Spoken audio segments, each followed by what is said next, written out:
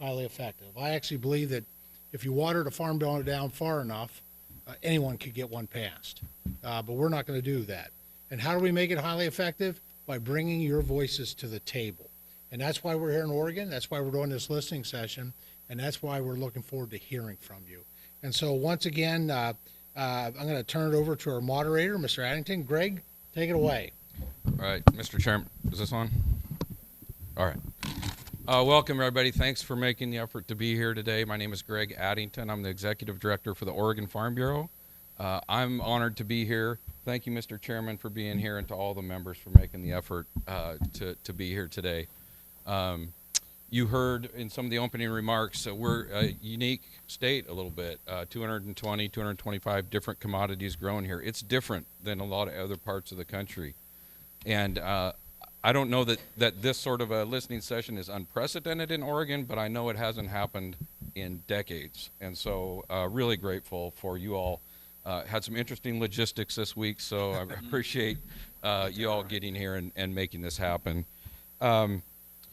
You know, as I mentioned, when we look at the Farm Bill as an organization that represents general agriculture, there's just virtually no part of it that doesn't affect Oregon or Oregon agriculture. We care about every single title, from the Nutrition Assistance Program to research to trade to the commodity title. All of it's critical to what we do. Even within the state, it's unique, right? From what we do on the Coast Range to the Valley to the high desert, we have different needs that are highlighted in the Farm Bill. So it's really my honor to be here and do this. Just a couple of reminders. So 2 minutes is tight, but as the chairman said, if you focus, you can make your points. We want to try to get as many as we can. There are comment cards. If you came in late, you're not sure, if you decide you want to say something, the staff up in the front has comment cards. You'll need to fill one of those out and get them back to them, and then we'll get you on the list if we have time. And beyond that, there's a QR code out there as well that you can scan, and as a way to submit additional comments into the record or to the committee staff. You can look that up online as well. So with that, we're going to get started. I'm going to call out probably around 3 names at a time. If folks, the microphones are in the corner here, on each corner, if folks could just make their way to those microphones when I call your name, and we'll just keep things rolling.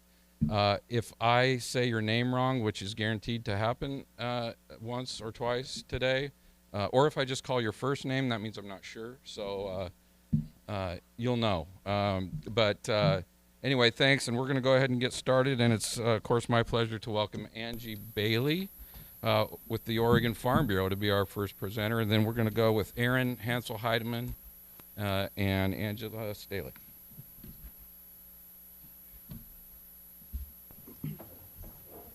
And folks, I'll just say, even though Angie's kind of my boss, that you 2 minutes, man. I'm gonna have to cut you off.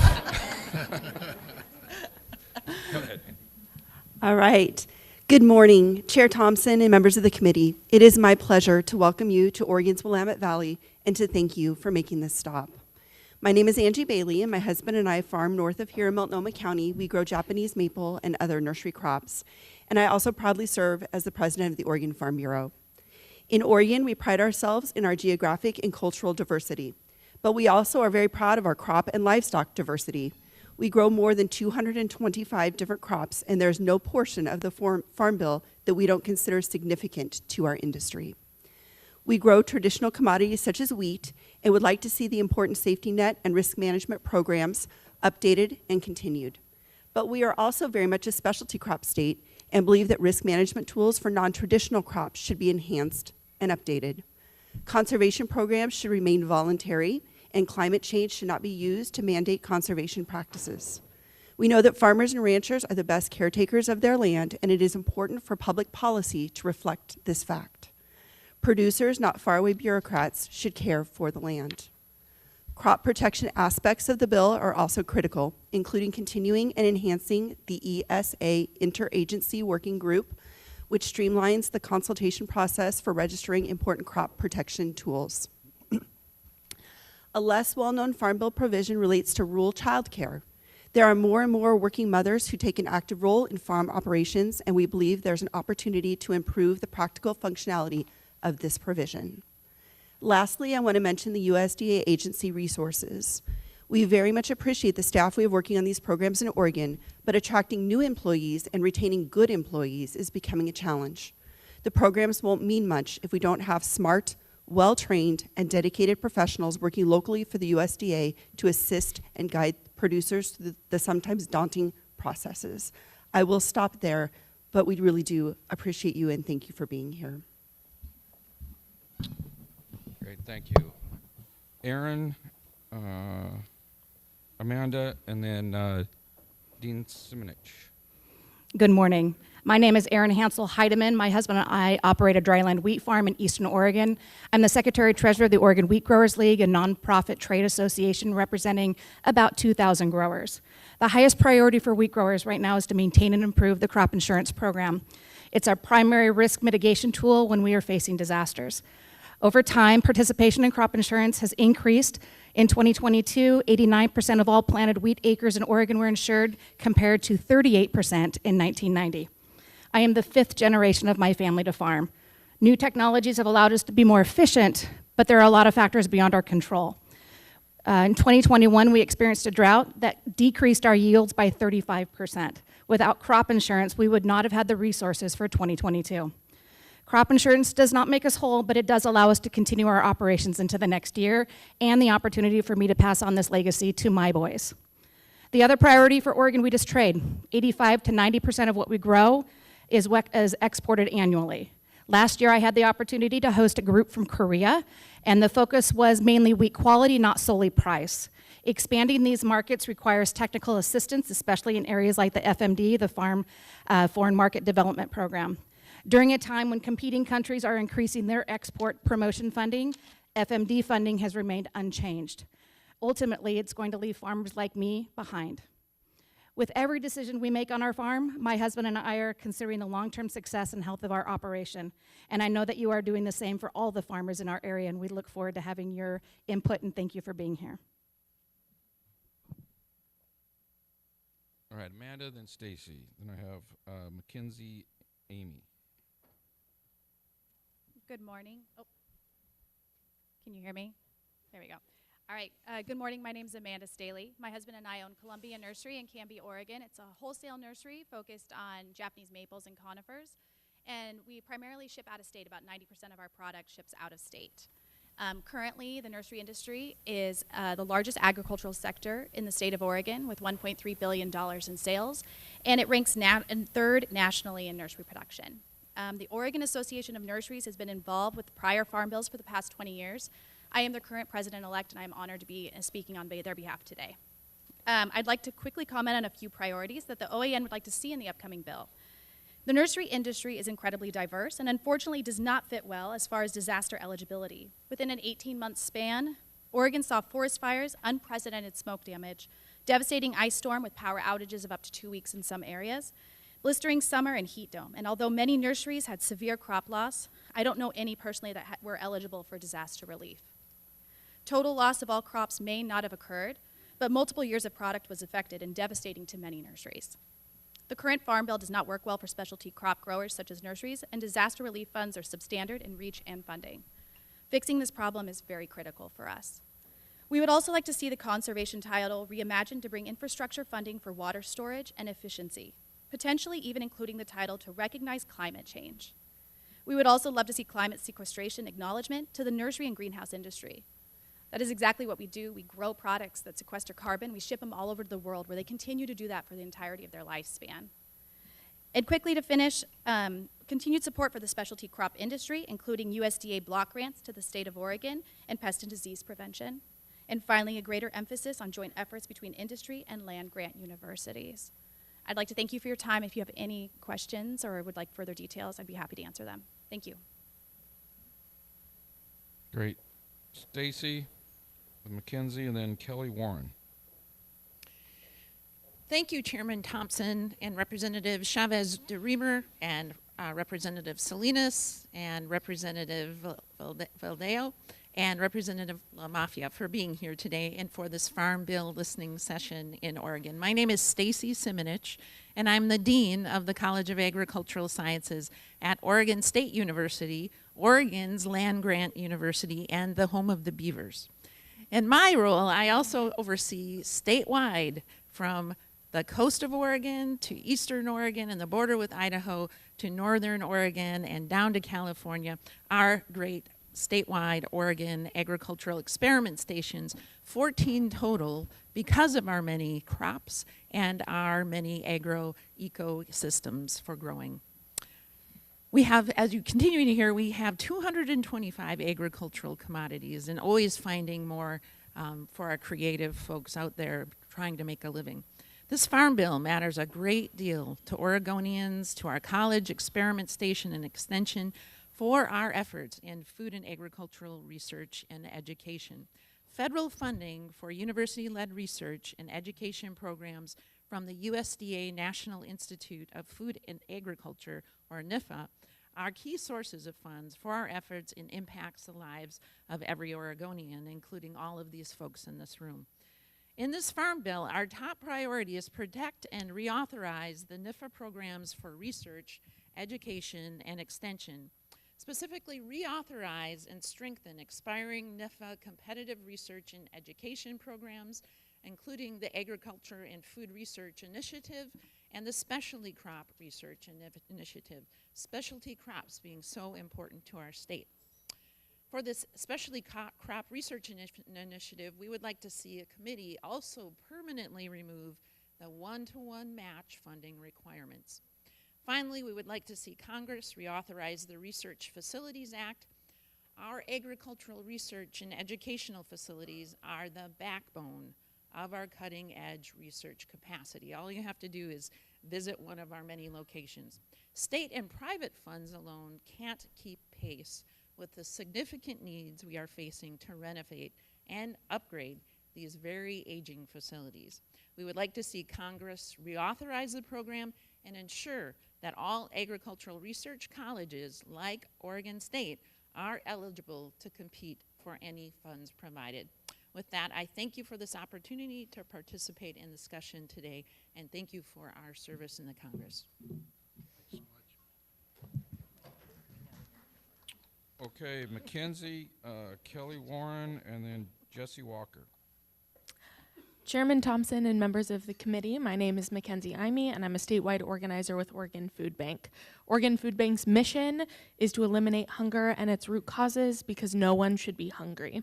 The Oregon Food Bank network is made up of 21 regional food banks partnering with more than 1,400 free food markets, pantries, meal sites, and delivery programs. Together, the network sources and distributes over 78 million meals worth of food each year. But we know that because of long-time systemic injustices, people of color, immigrants and refugees, single moms and caregivers, and our trans and gender non-conforming neighbors are most impacted by hunger. Currently, more than 1 in 6 Oregonians receive SNAP, one of the nutrition programs in the Farm Bill, also known as food stamps, and it's one of the few means-tested government benefit programs available to almost all households with low incomes, though there are very notable exceptions to this. SNAP is also an economic generator. It brings more than $1 billion federal tax dollars back into the state, and each dollar spent generates $1.70 in local economic activity, helping to support local grocers and farmers. And today, 1 in 5 people face hunger in rural, urban, and suburban communities throughout the state, which is a dramatic increase from recent years, driven by the ongoing fallout of COVID-19 and the rising cost of food and housing. And this does not account for the impact of dramatic cuts to SNAP funds that are in progress now.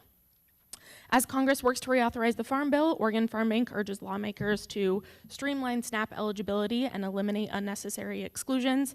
I'll add here that work requirements have been proven time and again to be highly ineffective at improving employment, but are very good at taking away access to food from people who need it.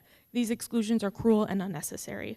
We also urge you to increase purchasing power for SNAP and Double Up food bucks and ensure parity and flexibility in food assistance programs across U.S. territories and Native communities, among other things, to help improve federal nutrition programs and strengthen community food systems. Thank you all so much for your time. Great, thank you. Kelly Warren, Jesse Walker, Skip Gray. Chair Thompson, thank you for organizing today's listening session. My name is Kelly Warren and I'm from Philomath, Oregon. I am the regional biologist for Ducks Unlimited and focusing on Western Oregon.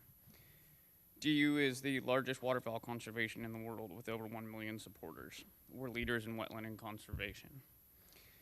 In Oregon, we have more than 6,000 dedicated members from across this great state.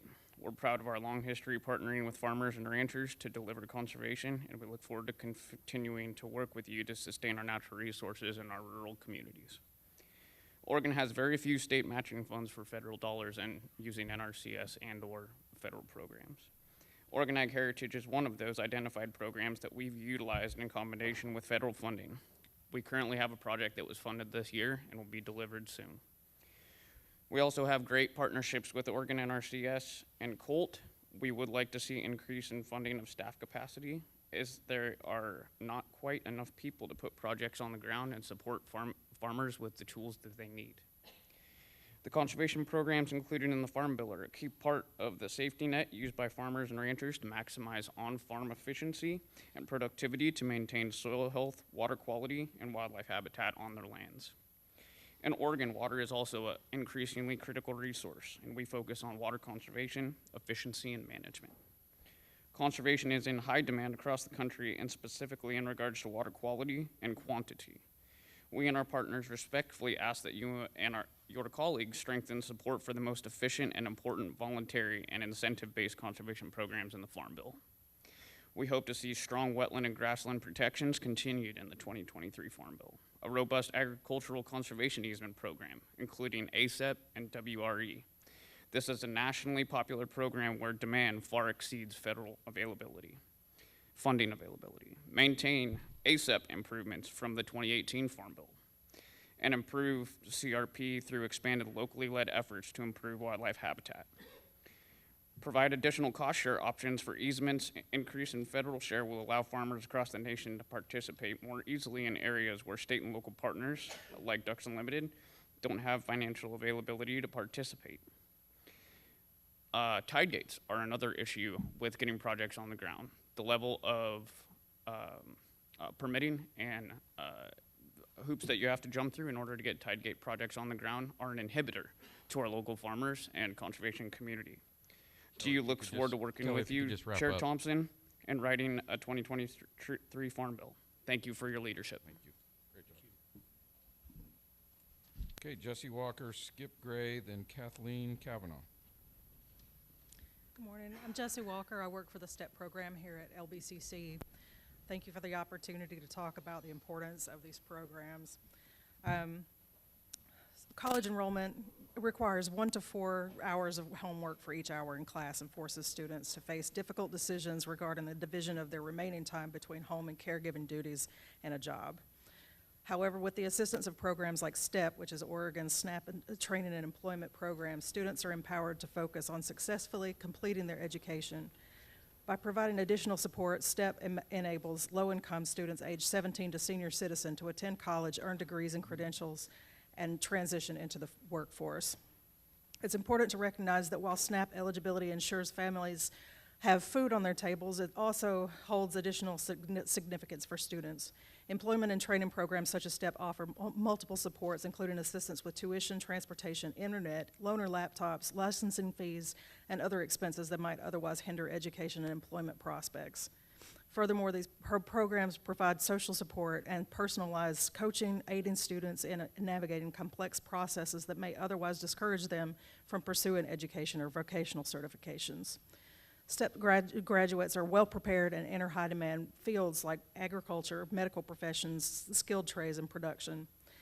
Countless students have shared with us that they would not have been able to get this vital training without the support of our program.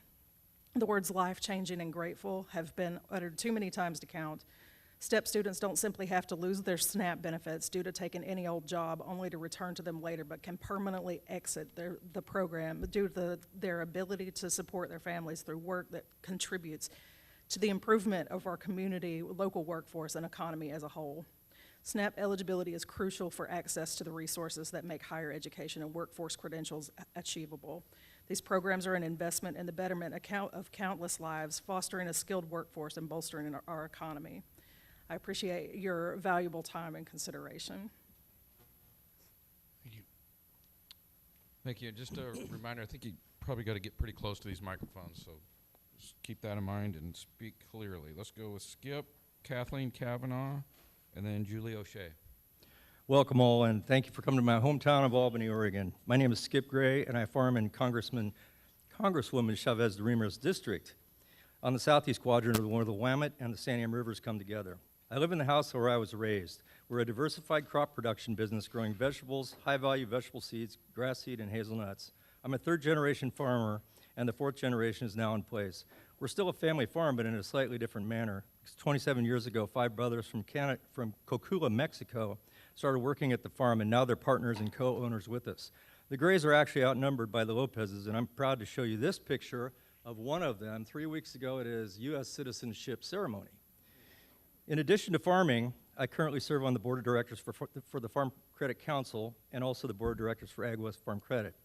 Our farm partners with Farm Credit in supporting a strong farm bill, and we're thankful for the support that Congress has given farming and ranching communities across the United States and in working and crafting these farm bills. Crop insurance is the pillar of risk management for most farmers and ranchers across the United States, but specialty crops grown here in the Willamette Valley aren't provided coverage under the traditional multi-peril insurance policy.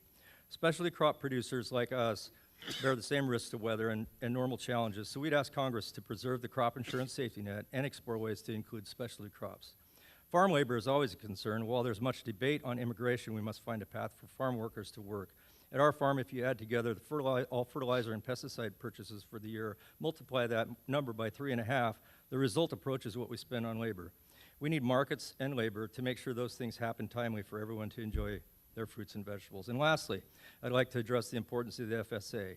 Farm Credit works closely with USDA's Farm Service Agency on guaranteed loans, as they're a critical tool for farm credit institutions to utilize while working with their customers, especially young and beginning producers. But we need increased loan size limits that allow for the realistic purchase of land or crop inputs. So I'm thankful for the disciplined and bipartisan support that you all have exhibited working on this farm bill, and I'm especially proud that Oregon's 2 newest members of Congress are on the Ag Committee. I'd love to answer any questions that you might have. Thanks. Thank you. Okay, Kathleen, Julie, and then Chris? Thank you, Chairman Thompson. I'm a little short for this, but thank you, Chairman Thompson and representatives for holding this Farm Bill listening session.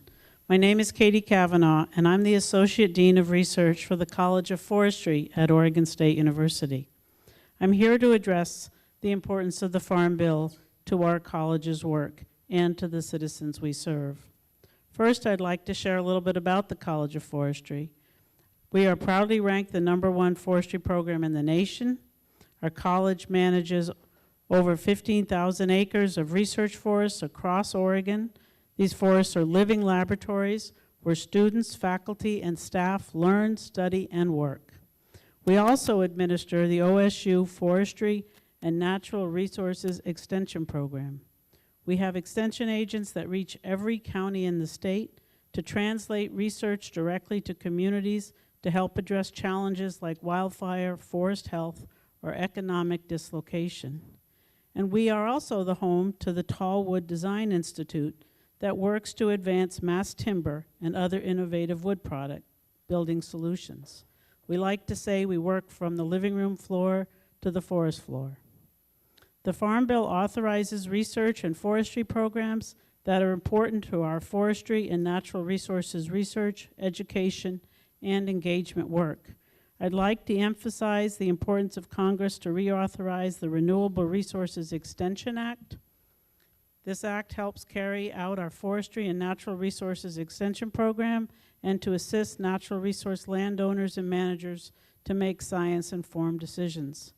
This program is expiring and needs to be reauthorized. Thank you for the opportunity to provide comments today and for your consideration. Go Beavs baseball. Thanks, Katie. Got some applause for the Beaver baseball.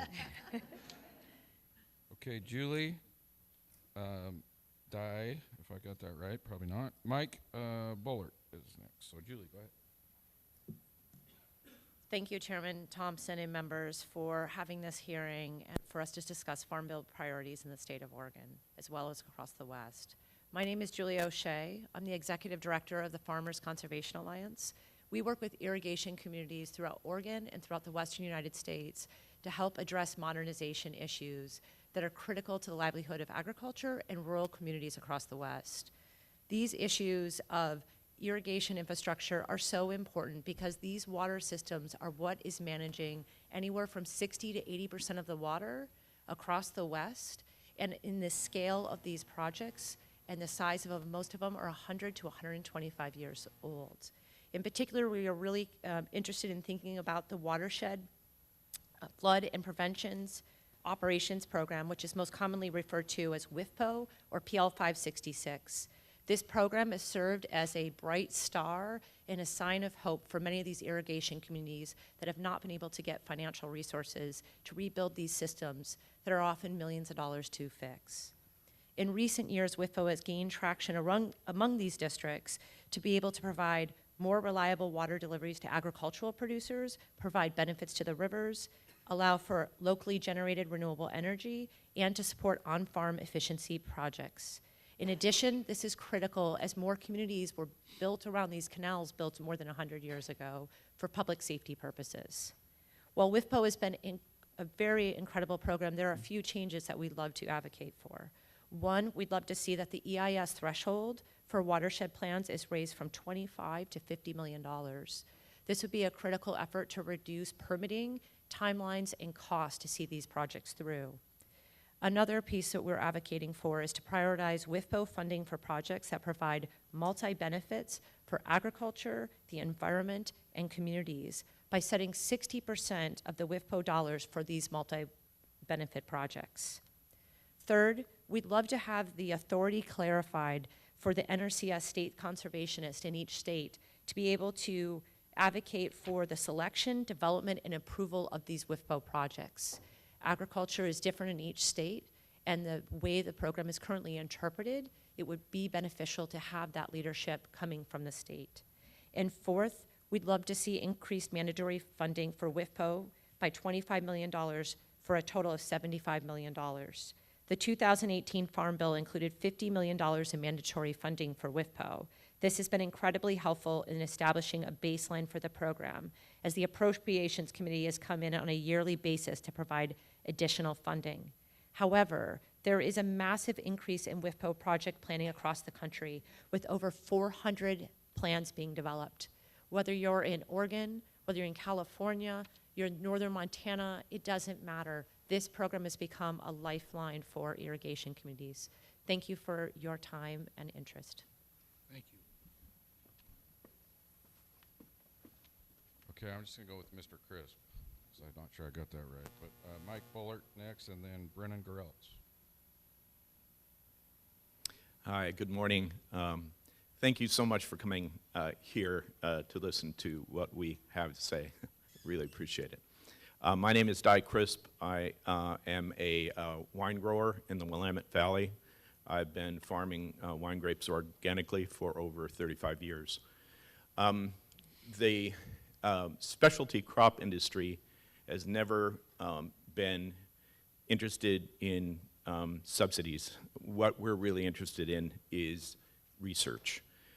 We're facing remarkable challenges, and a lot of those challenges are driven by volatile weather events. One of the things that is a tremendous problem are invasive pests, and they come in the form of little voles and bugs from all over, and we really need to bolster our ability to deal with these critters. We're seeing bugs that we've never seen before because we are shifting to greater warmth. We just had the warmest May since they've been recording weather. And so we're seeing brown marmorated stink bugs in numbers that are massive. In Washington State, they found a beetle that they've never seen before. The numbers are extreme, and that guy just eats everything. We're seeing a vine mealybug in southern Oregon, which is extremely devastating and problematic. So we need to find ways of being able to address these issues. So really, the one thing that I'm here to talk about is please support research. NIFA, the USDA Agriculture Research Service is remarkable, and it would be great to see increases in that funding. Thank you very much. Thank you. Okay, Mike Bullard, then Brennan Gareltz, then Patty Strand. Mike Bullard? No? Brennan, you're up.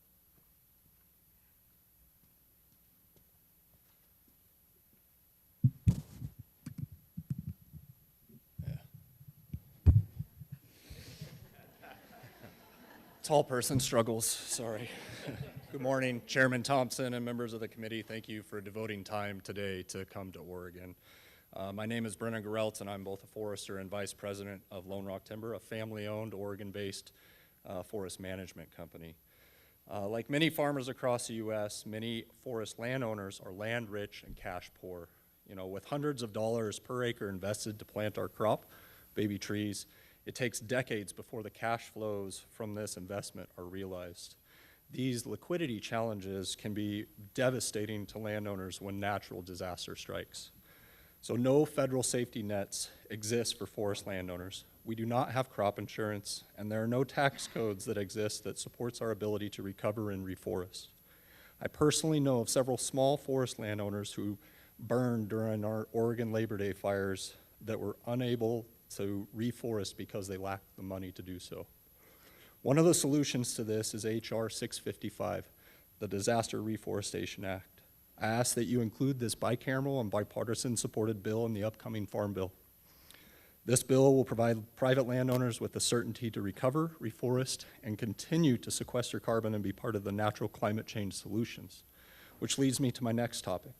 The 420 million acres of private forest lands can be a major contributor to natural solutions for climate change. Our forest lands and the sustainable wood products we produce to meet society's needs are capturing carbon and storing it in the long-term wood products for 365 days a year. The challenge we face is that our industry needs a trusted, robust, and credible forest inventory collection system specific to carbon data.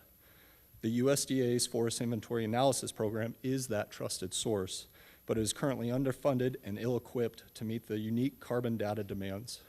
In particular, we ask that FIA expand its current mandate to include forest carbon data collection and analysis, be consistent with the Resource Planning Act reporting requirements, be required to produce an updated strategic plan every 5 years, and receive the funding needed to achieve this.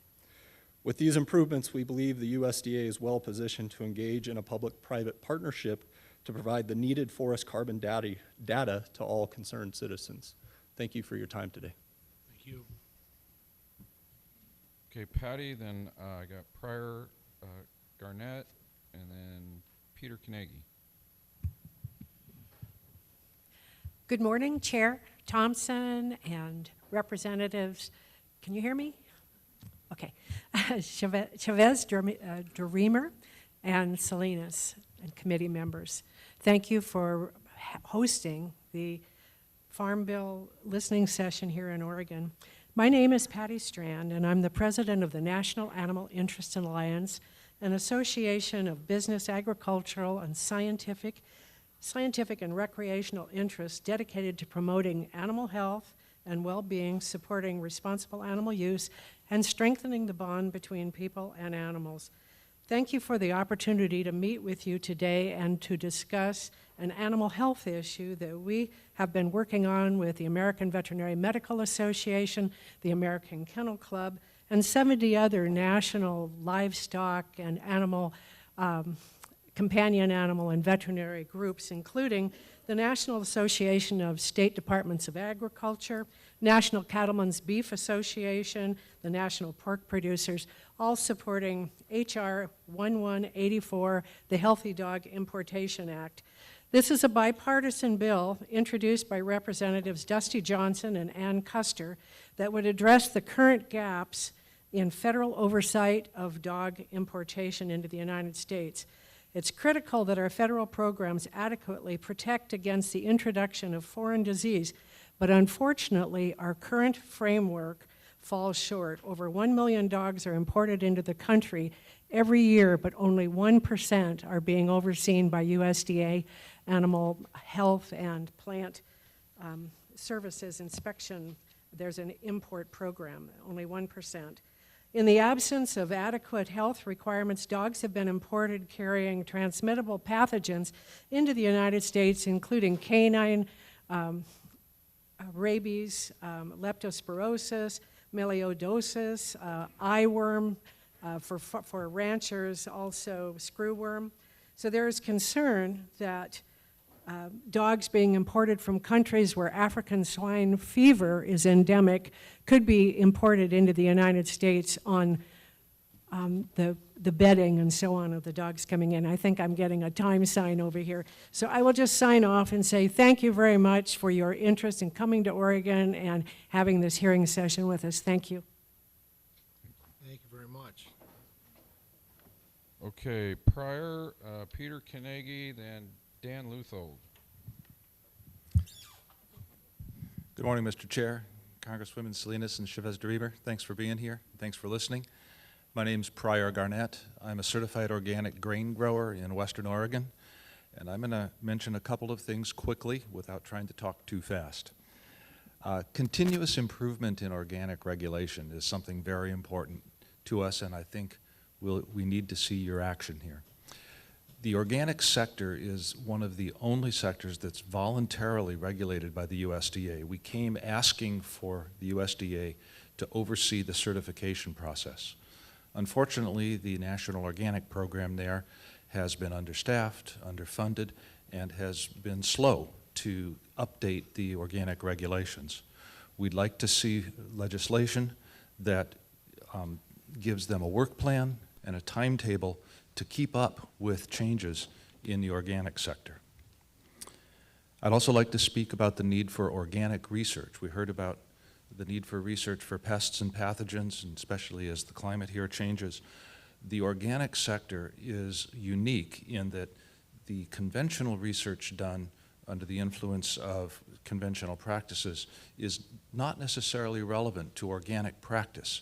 And there is a need for specialized organic research to identify crops, breed varieties, and identify techniques that are relevant to organic producers.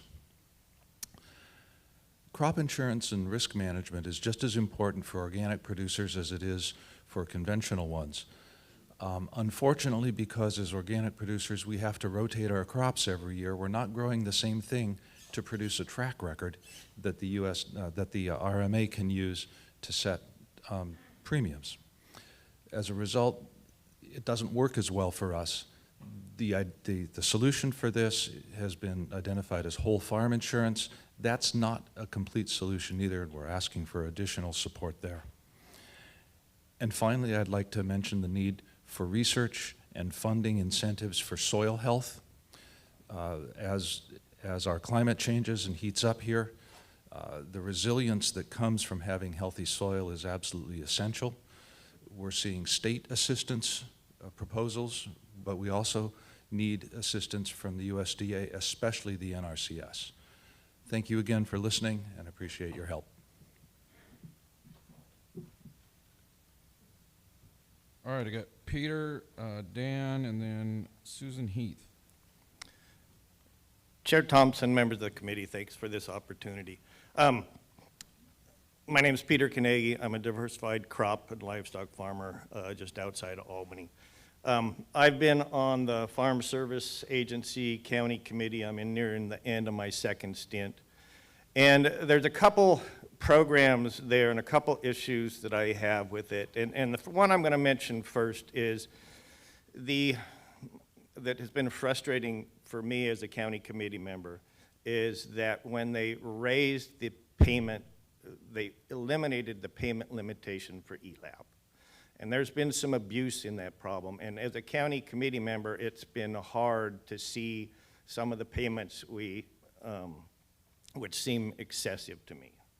That being said, that's one thing. I think I would like to see the payment limitations reinstated on ELAP. The other thing I would put in a pitch for is I participated in the CSP, had 2 different contracts, and that, in my mind, was one of the best programs the NRCS had. It's very effective. It allowed me to do some things that I wouldn't have done on my own, which gave a lot of benefit to my farm and I think to the greater community. So, thank you.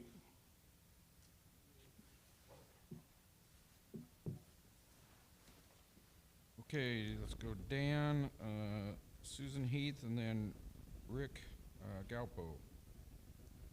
My name is Dan Luthel, dairy farmer from Tillamook, Oregon. Small dairy farmer, 3rd generation. We got 3 more generations coming up, but the future looks kind of shaky. Just 5 miles or 10 miles away from here, 3,500 cows went out of business last week. Dairy industry is losing farmers daily. And if it's going to be just 35,000 cows, that's not going to be good.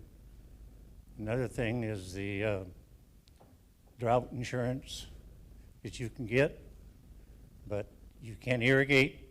You don't qualify then, and it costs money to irrigate. So I'll keep it short.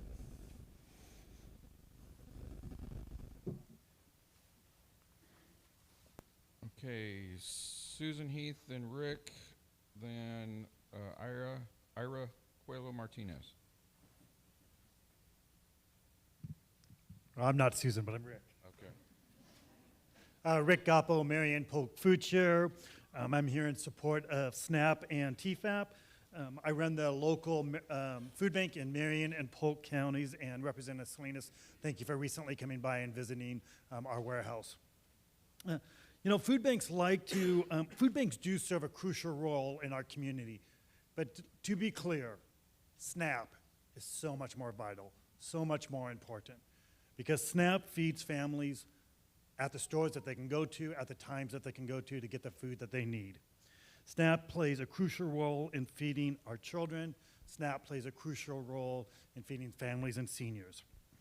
And just to give you how crucial, pre-COVID, in Marion and Polk counties, the community is about 400,000. We had pre-COVID, about 11,000 visits to our pantries. These are food bank pantries. Height of COVID, early, August 20, kind of no infrastructure set up to support families, 17,000 visits.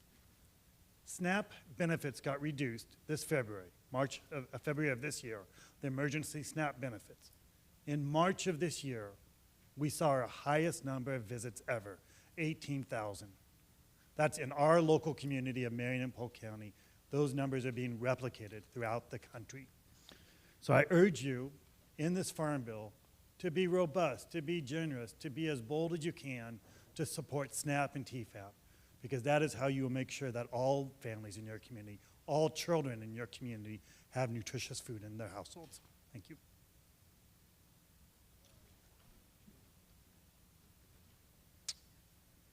Okay, let's go Ira, then Austin Arnoldus, then Rick Peterson.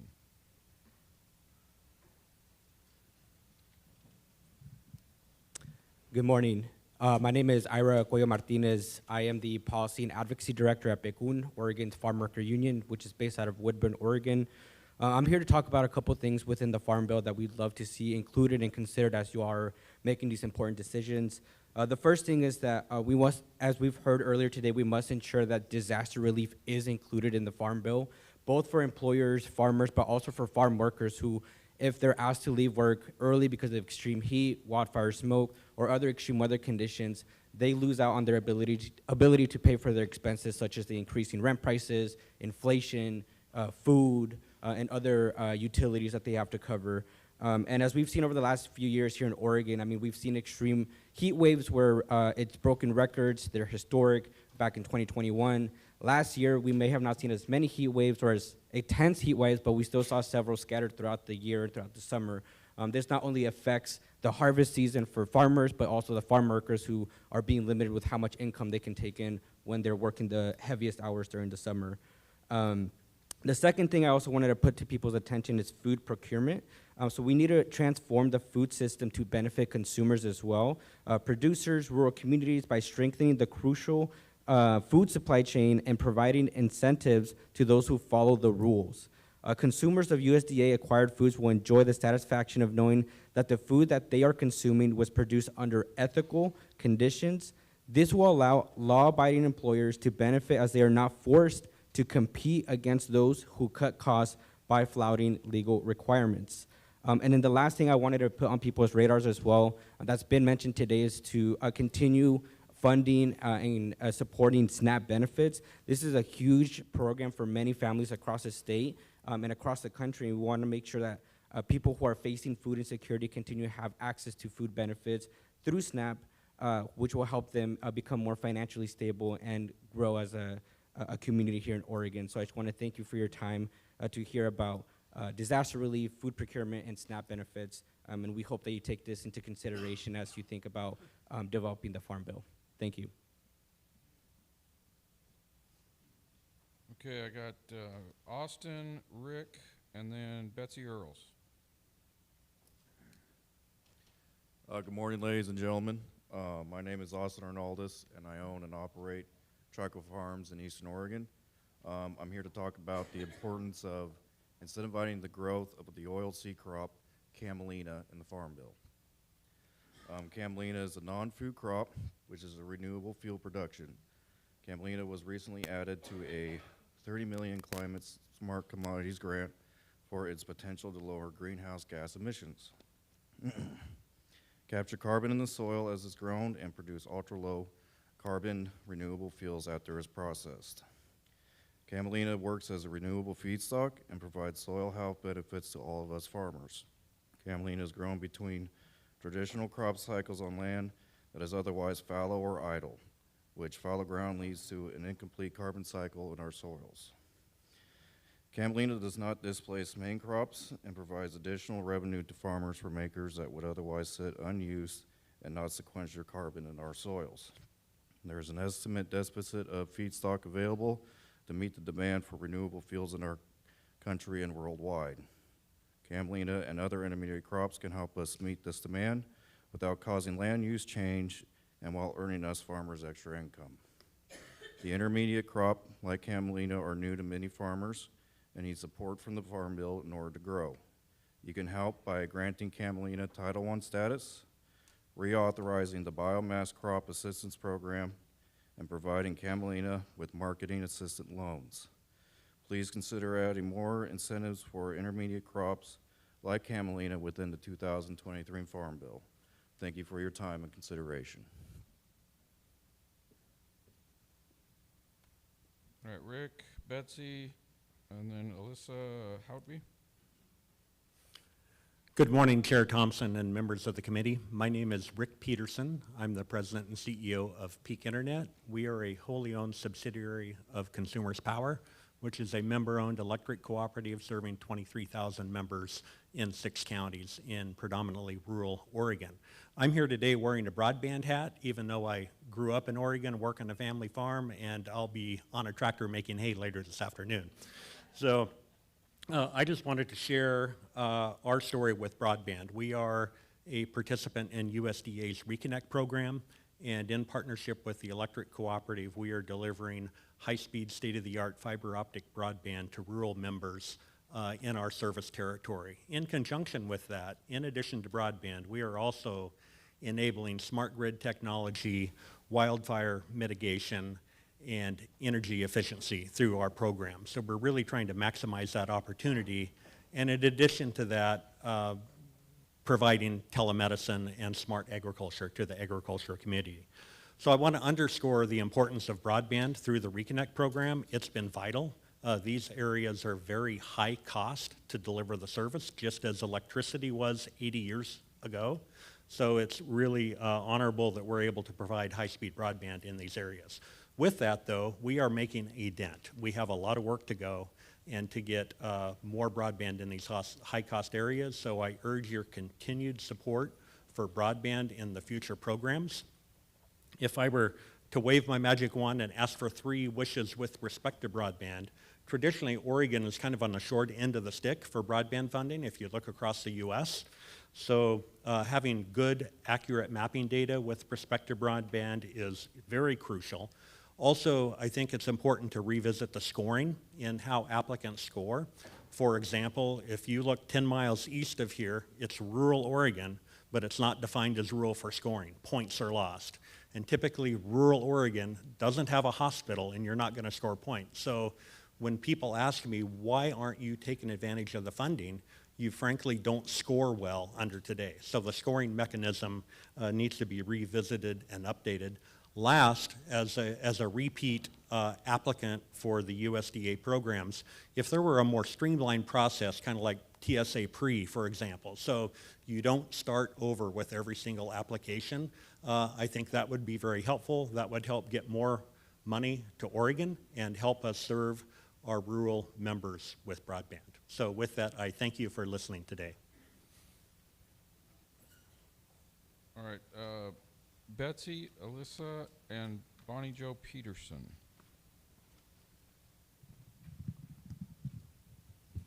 Good morning. Can you guys hear me?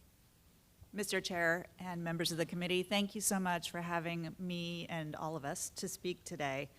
My name is Betsy Earls, and I am the Government Affairs Manager for Oregon for Weyerhaeuser Company. We are timber owners and land managers and wood products manufacturers in Oregon. We have about 1.5 million acres of timber, mostly on the west side of the state. One of the things that the last Farm Bill was successful in doing was spurring innovation in wood products to help grow the market and market demand. We're very interested in opportunities to advance some of the work that was done with that bill, and this year we'd like to build on that work in 3 ways. First, we would like to grow the Wood Innovation Grant Program so that more entrepreneurs can participate in it. Second, we would like to work with the Office of Rural Development to address the housing crisis by doing a pilot program to build affordable rural housing out of mass timber. And last, we would very much like to see a wood design and education accelerator funding for that to train the next generation of wood designers. Programs are very limited for that particular discipline, and further education in the area would make good use of carbon-friendly products. Thank you so much. Okay, Alyssa, Bonnie Jo Peterson, and then Megan Jones. Good morning, Chair Thompson and members of the committee. My name is Alyssa Helpey, and I am with the North American Blueberry Council. We are a nationwide organization representing the country's blueberry producers and processors, including here in Oregon, where we have about 14,000 acres in production, spread out over about 900 different farms, a lot of which are here in the Willamette Valley. It's my pleasure today to speak with you about the priorities of the entire U.S. Blueberry industry. Here in Oregon specifically, we are faced with pressures from increasing imports. That's a challenge that's affecting blueberry producers across the country. And that really gets down to the competitiveness of our industry. And the Farm Bill, there are several programs within the Farm Bill that are aimed at increasing the competitiveness of our industry, but a lot of those programs are very oversubscribed, specifically in the research space. Specialty Crop Research Initiative is incredibly important as our industry identifies new varieties that can compete with increasing offshore imports. So additional resources for SCRI is critically important, as well as additional and new research for mechanization and automation to get at our limitations with limited supply of labor and the increasing cost of economizing those mechanization and automation tools in the field. So support for our producers on the implementation side, as also additional resources on the R&D side for mechanization and automation. I'll also speak briefly on the importance of growing our markets. MAP is incredibly beneficial to our industry. We've grown our export markets substantially in areas like Japan, but we are somewhat lacking as a country in our investment on domestic promotion. So we would like to see a MAP-like program re-envisioned here domestically so that we can do generic promotion of our specialty crop commodities here at home. I think that gets to a lot of the challenges that we see in the nutrition side of things. Education, promotion about the value, the health value of our commodities would not only support the consumers, but it would support the growers who are looking for more market share here domestically, again, to compete with increasing pressures from offshore imports. Last, I will touch briefly on the Tree Assistance Program. It's another great program that's utilized when we incur natural disasters or pest and disease damage. The challenge is, as TAP is currently envisioned, producers must replant to a variety that was in the ground and to a density that was in the ground prior to the loss. We need to enable producers to replant following a disaster with the latest and greatest varieties that support mechanized harvesting, again, getting to our labor challenges, and also to more modernized density plantings. So I will leave it there. We will submit our written comments, of course, and we've got a long list of them. So I appreciate you being here today. Thank you for your time. Okay, Bonnie Jo, then Megan, then TJ Hafner. Hello, representatives on the committee. My name is Bonnie Jo Peterson. I am the board chair of the Association of Western Hemp Professionals, as well as the board chair of the OSU Global Hemp Innovation Center Advisory Board. And I'm here today to talk about hemp research in general, as well as food security that goes back to the research as well. So in specific to the Farm Bill language on hemp, changes that myself and a lot in the industry would like to see is around the testing requirements for hemp. And this is something that's been discussed, pre-2018 Farm Bill, and specifically would like to see a post-harvest test based on end use. So currently, testing is done in the field for THC levels to ensure compliance. So with a post-harvest test based on the end use, it's specific to what the farmer's growing for. So if something is being used for fiber, building materials, an end-use test would not be necessary because that's something that's not going to be consumed. Grain, on the end of things with the seeds, that is going into the food supply, and that's already under grass, but it is not something that contains THC on a level that has any concern whatsoever. So there is the Industrial Hemp Act of 2023 that was just introduced in the House. That's H.R. 3755, and it has a companion bill, Senate Bill 980, that was introduced in, I believe it was March. And so the language in there covers a lot of what we'd like to see in this current Farm Bill language. And then also with the research piece to it, there's definitely a need for more research on hemp in every aspect, seeing that it was illegal to do research on for so many years. So we got a lot to keep up with. But just in general on the ag end of things, we really need a lot more research, and it all comes down to sustainability and food security any way, that it's looked at. So all programs need money upped.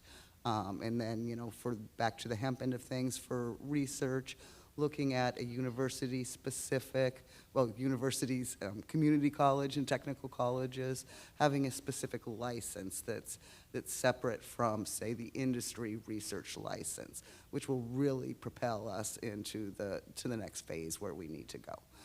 Thank you for having this listening session. Thank you so much for making it available to the public. Thanks.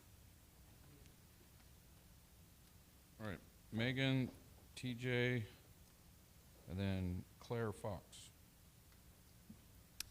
Good morning, Chairman Thompson and members of the committee. My name is Megan Jones. I'm the Humane Policy Volunteer Leader for for the Humane Society of the United States, and I'm also a law student at Lewis and Clark Law School here up in Portland, Oregon.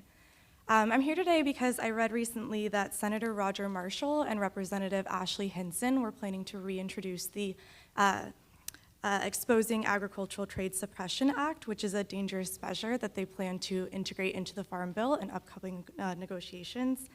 Not only is the EATS Act a massive federal overreach that attacks states' rights, I'm particularly concerned about the impacts it would have for animal welfare and also for specifically egg producers here in Oregon State. As you may know, in 2019, Oregon passed a law stating that eggs both sold and produced in state would need to come from cage-free facilities by 2024. And over the last few years, Oregon egg producers have invested millions of dollars into rural economy in order to meet the compliance for this law. If the EATS Act were to be placed into the Farm Bill and passed, it would not only nullify this law, but also place the financial livelihoods of our producers here in Oregon at stake. So for concerns of animal welfare and the livelihood of our producers, in addition to concerns about public health and public safety, I urge you all to oppose any attempts to implement the EATS Act into the Farm Bill. Thank you so much for your time.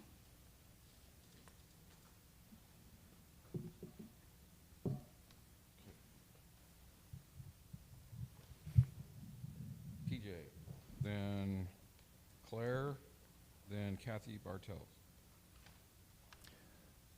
Good morning. My name is TJ Hafner. I've been involved in Oregon agriculture all my life. I grew up on a small family-owned farm just east of Salem. I graduated from OSU in 2006 with a degree in crop and soil science. For the past decade, I've been working for AgriCare as the agronomy manager. AgriCare is a farm management company specializing in organic blueberry production. In 2002, the farms we manage in Oregon produced over 40 million pounds of blueberries, which is roughly 25% of Oregon's total production of blueberries. As you probably know, the blueberry industry is heavily reliant on manual labor. Almost half of our annual operating expenses is payroll. To put that into perspective, across the 3,000 acres of blueberries that we manage in Oregon, we spent just under $10 million in payroll expenses in 2022. That's predominantly hand harvest, pruning, and weeding. Our domestic labor pool to get these farming tasks done is declining, and the H-2A program doesn't work well because of the seasonality of our labor needs. Growing regulatory pressure has increased expenses associated with hiring and maintaining employees. In addition to this, we're challenged with a substantial increase in imported fruit coming into our domestic market from countries with much lower labor costs and a seemingly abundant labor force. In order for the blueberry industry to remain viable and competitive, we need to adapt. We need to become less reliant on hand labor to produce this healthy and delicious fruit. We need to automate, we need to mechanize, we need to bolster the programs available to growers that offset the cost of innovative labor-saving technologies. The best long-term solution from my perspective is to invest in research that's focused on mechanization and automation in specialty crop production. I wanted to end with thanking Chairman Thompson for launching the task force to examine labor availability challenges and come up with solutions. I'm happy to be a resource during this process. And also Representative Salinas for your support of the Northwest Center for Small Fruits Research. That's hugely impactful and much appreciated. Thank you.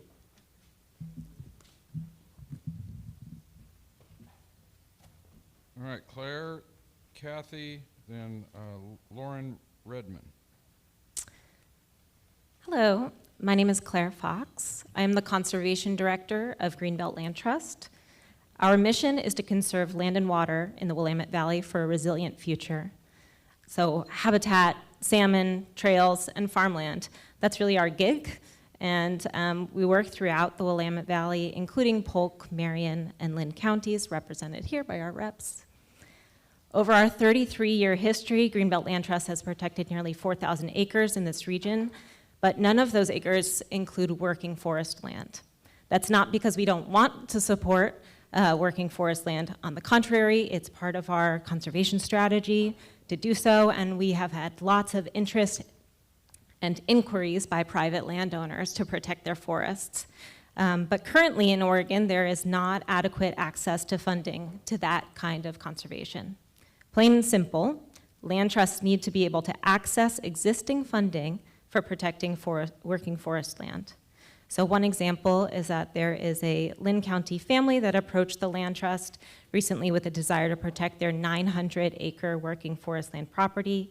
They have rare habitats that need special management, as well as forest plantations of Doug fir and ponderosa pine that make up their family business. The landowners are concerned by rural residential housing that is fragmenting large blocks of forest land. And so their right to seek out a working forest land easement, and we as a land trust are poised to support their goal to protect their working lands with a sustained yield, but we need access to that types of funding. So there are two efforts to do that in this Farm Bill reauthorization. One way is including a minor amendment to the USDA Forest Legacy Program. This amendment expands eligibility for land trusts and for tribes to access Forest Legacy Program and to hold easements. And many of you know flexibility is so valuable for these types of programs, and expanding eligibility is a low-stakes way of increasing flexibility so land trusts can fill in when state agencies cannot. Another way to do this is creating a standalone forest conservation easement program, which would be the successor to an expansion of the Healthy Forests Reserve Program. So a forest conservation easement program would also provide an opportunity for eligible entities like land trusts to hold forest conservation easements modeled after the already successful programs ASAP AL and WRE. So both of these efforts can help land trusts secure and steward working forest land easements and support local forest landowners. Thank you.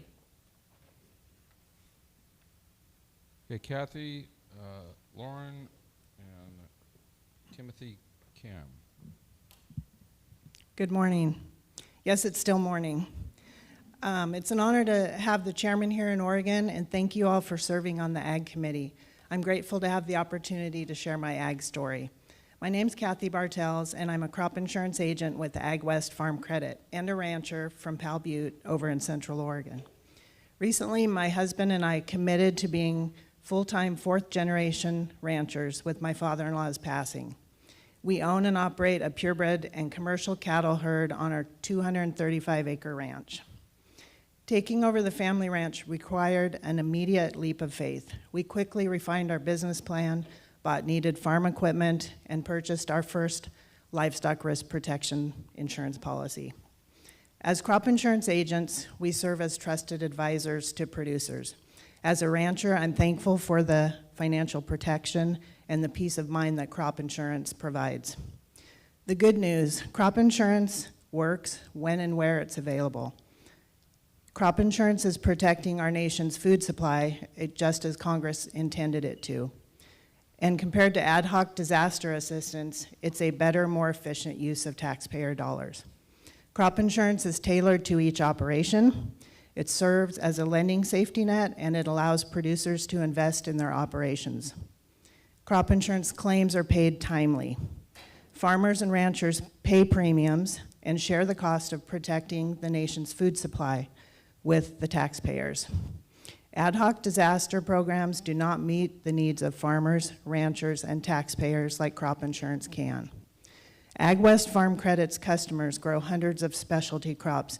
You've also heard a recurring theme here today from other folks about specialty crops here in Oregon. Farmers and ranchers of all sizes need equal access and adequate coverage levels to manage their risk. For the sake of time, I'll share highlights of our Farm Bill priorities, and we'll submit additional details for the written record.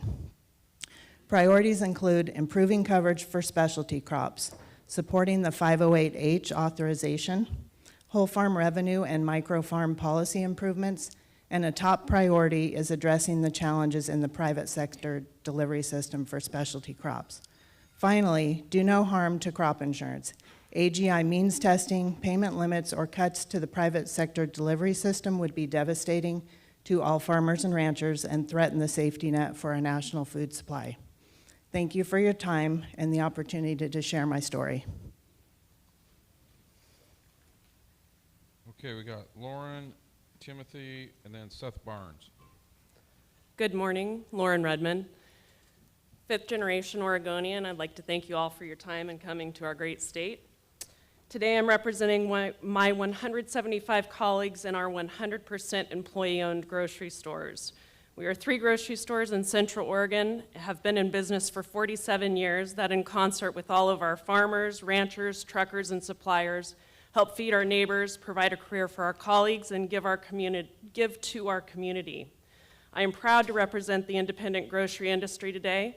Independent grocers represent and account for 33% of all grocery sales, exceeding $250 billion and more than 1 million American jobs. Maintain current SNAP program structure and expand access. I oppose large programmatic changes to SNAP like block granting or migrating to bulk food distribution boxes, ideas that threaten the viability of grocery stores in the communities that need them most. Maintain SNAP choice. One of the many reasons this program is successful is the ease of processing SNAP transactions for retailers and beneficiaries who can make their own decisions on which foods items to purchase for their household. This choice ensures families can shop with the same dignity as other grocers. Restrictions will harm participants, taxpayers, and small community businesses. For these reasons, I urge you to oppose any effort to restrict purchases and limit choices of SNAP recipients. Protect retailers from an EBT tax. These fees are quickly becoming one of the biggest operational costs for retailers, often cited as the second highest operating cost behind labor. Last year, our company paid $480,000 in credit card fees, the right to accept credit cards. This equates to over 9 full-time jobs in our company. I strongly urge Congress to make permanent the prohibition on EBT processing fees included in Section 406D of the 2018 Farm Bill. This provision will prevent state EBT processors from imposing excessive fees on retailers that will be passed on to consumers, increasing the cost of food. I oppose SNAP data reporting requirements to protect retailer privacy. I strongly oppose the collection of retailer-specific basket-level purchasing data. Collection of such data would impose a significant burden on small businesses with no benefit to the government. Expand access to nutrition incentives. As a grocer participating in the Gus Schumacher Nutrition Incentive Program, I support expanding and streamlining this program to make it easier for retailers to participate and for more SNAP recipients to use the benefits. This program is a great way to incentivize healthy habits and support local communities. In conclusion, I urge you to keep this program strong and work to continue improving the function and process for retailer participation. Again, thank you for coming to Oregon. Timothy, then Seth, and then April Snow.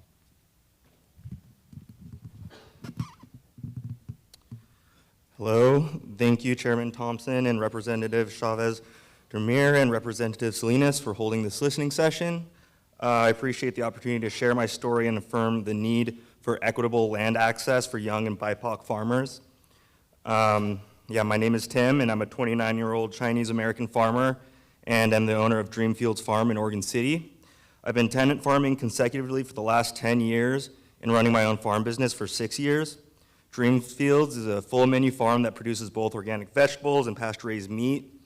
I raise a herd of dairy goats for milk and meat production, pigs, 800 broiler chickens a year, meat rabbits, and also grow a half acre of vegetables, all of which I sell at the Woodstock Farmers Market in Portland. We have also created a mutual aid network that partners with nonprofit organizations to get our food to marginalized communities. Last year, we raised about $2,000, which fed 65 families on the Coos-Coquille Reservation on the coast and supplied meat to a soup kitchen for our houseless neighbors in Portland. I have moved my farm business several times across 5 different leased properties over the years, all of which have been privately owned except the land trust where I currently live and farm. One of the biggest challenges has been my inability to build equity in the spaces I've occupied. Financial barriers inhibit young farmers like myself from competing in the real estate market, especially considering the capital-intensive nature of farming. This inherently puts us in a vulnerable position as tenants under landowners with handshake deals who can sell their property or evict us at a whim. Just this week, we received news that we'll need to be we got evicted from one of the properties where we raise our animals and some of our vegetables by the end of this month. In the start of the moving process, just 3 days ago, we lost nearly a quarter of our meat birds to refrigeration challenges because of the move. Land insecurity has a detrimental impact on the stability and resilience of a young farmer's business. We need safe, sustainable, affordable, and legal relationships to the land in order to comfortably feed our communities. Cooperative and community-owned land trusts allow us to do this. We are fortunate to have 70 acres at a local land trust site in Oregon City where we've been able to have our first secure land tenure for the farm. However, this is land that still needs to be purchased and able to pay for the taxes, and most young BIPOC farmers lack the resources to do so, regardless of how hard we work and toil in the fields. We need land, equity, and autonomy if we want to be resilient enough to provide local food security. These are what investments for the future look like. I'm here with the National Young Farmers Coalition to ask you to support investments in equitable land access for young and BIPOC farmers in the upcoming Farm Bill. Thank you for listening.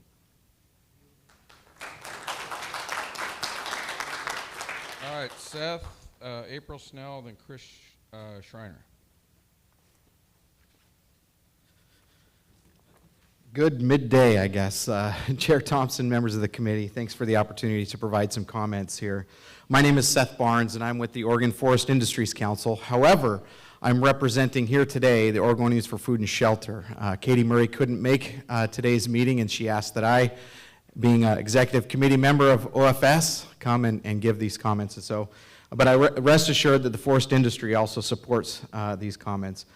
Thanks for the opportunity. As you likely all, or most of you are aware, Oregonians for Food and Shelter is a coalition of different industry members from agriculture sector to the forest industry and urban industries.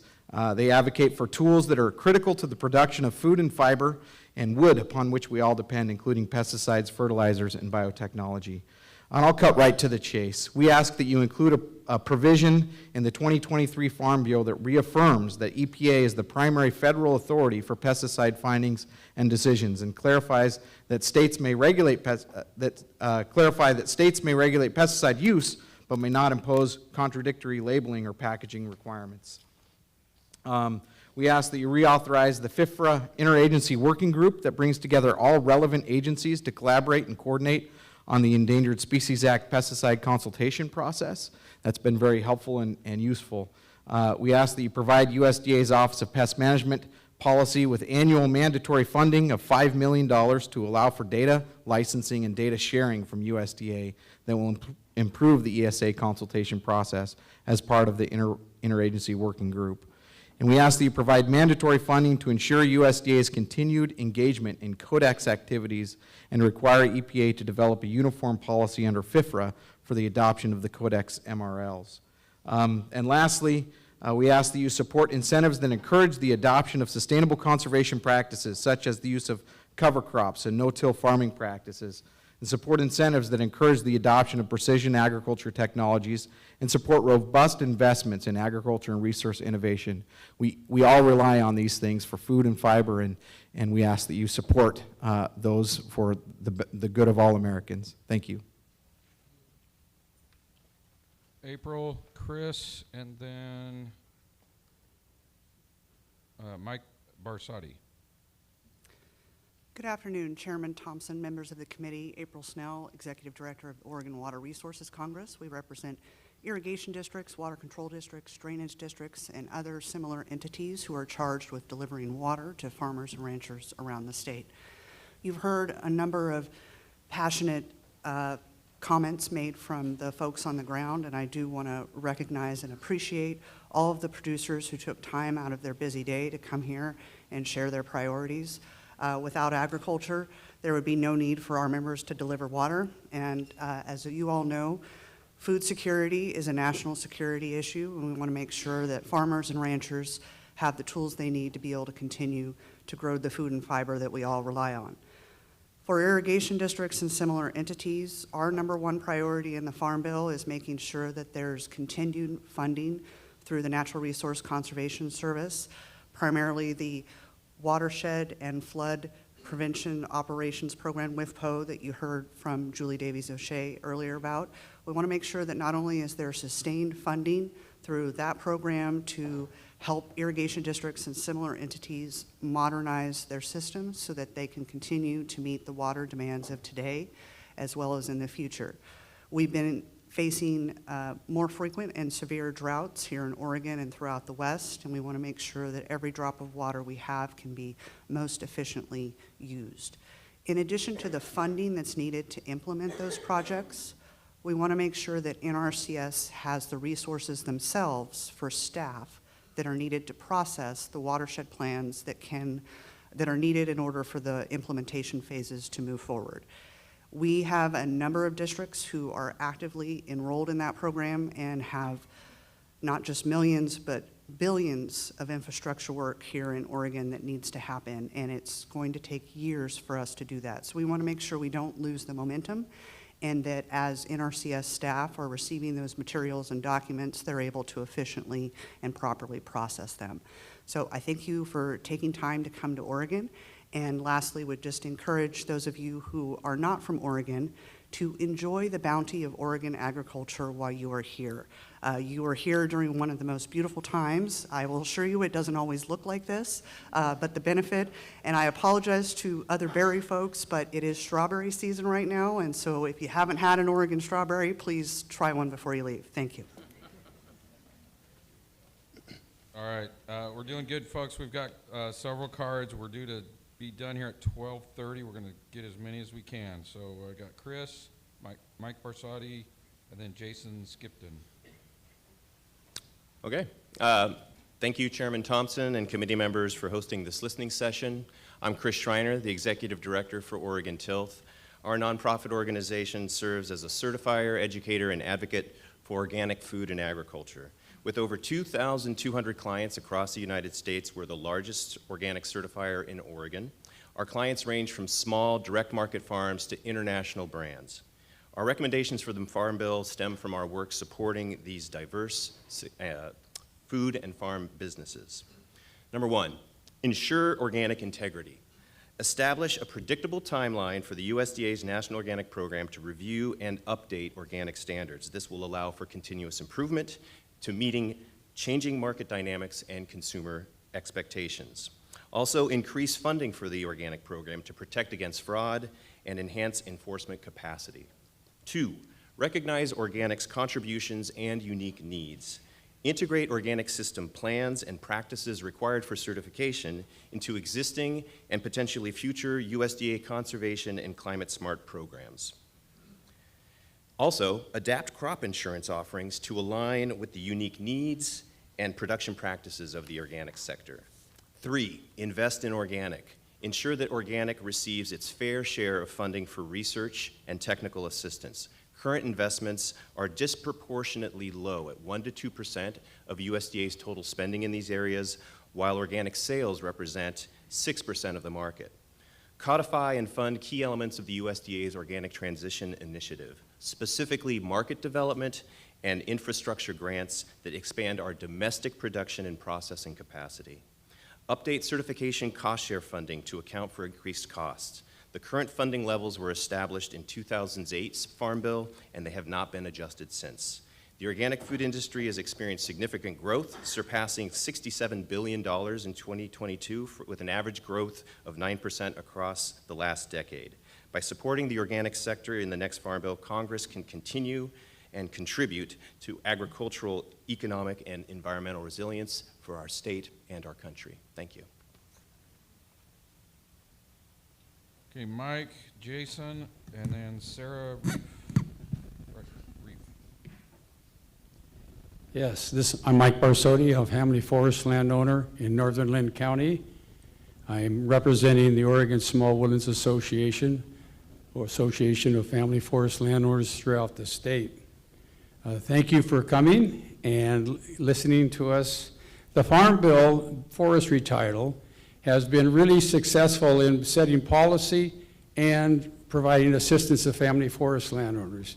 Back in the 70s, it was timber supply. In the 90s, we expanded to wildlife, water quality, and other resources. And currently, I think the issue of carbon storage and capture is really important, and I think it'd be great if the Farm Bill expanded this current need that we get from our forest. To save a little time, I'd like to support everything the College of Forestry told us. Go Beavs. The Wood Innovation Grant Program that was mentioned has been extremely valuable. I don't know if you recently saw that the University of California, San Diego had a 10-story wood building on a shaker table, and four stories of that building are coming to OSU to further analyze and just learn more about how wood buildings are affected by earthquakes.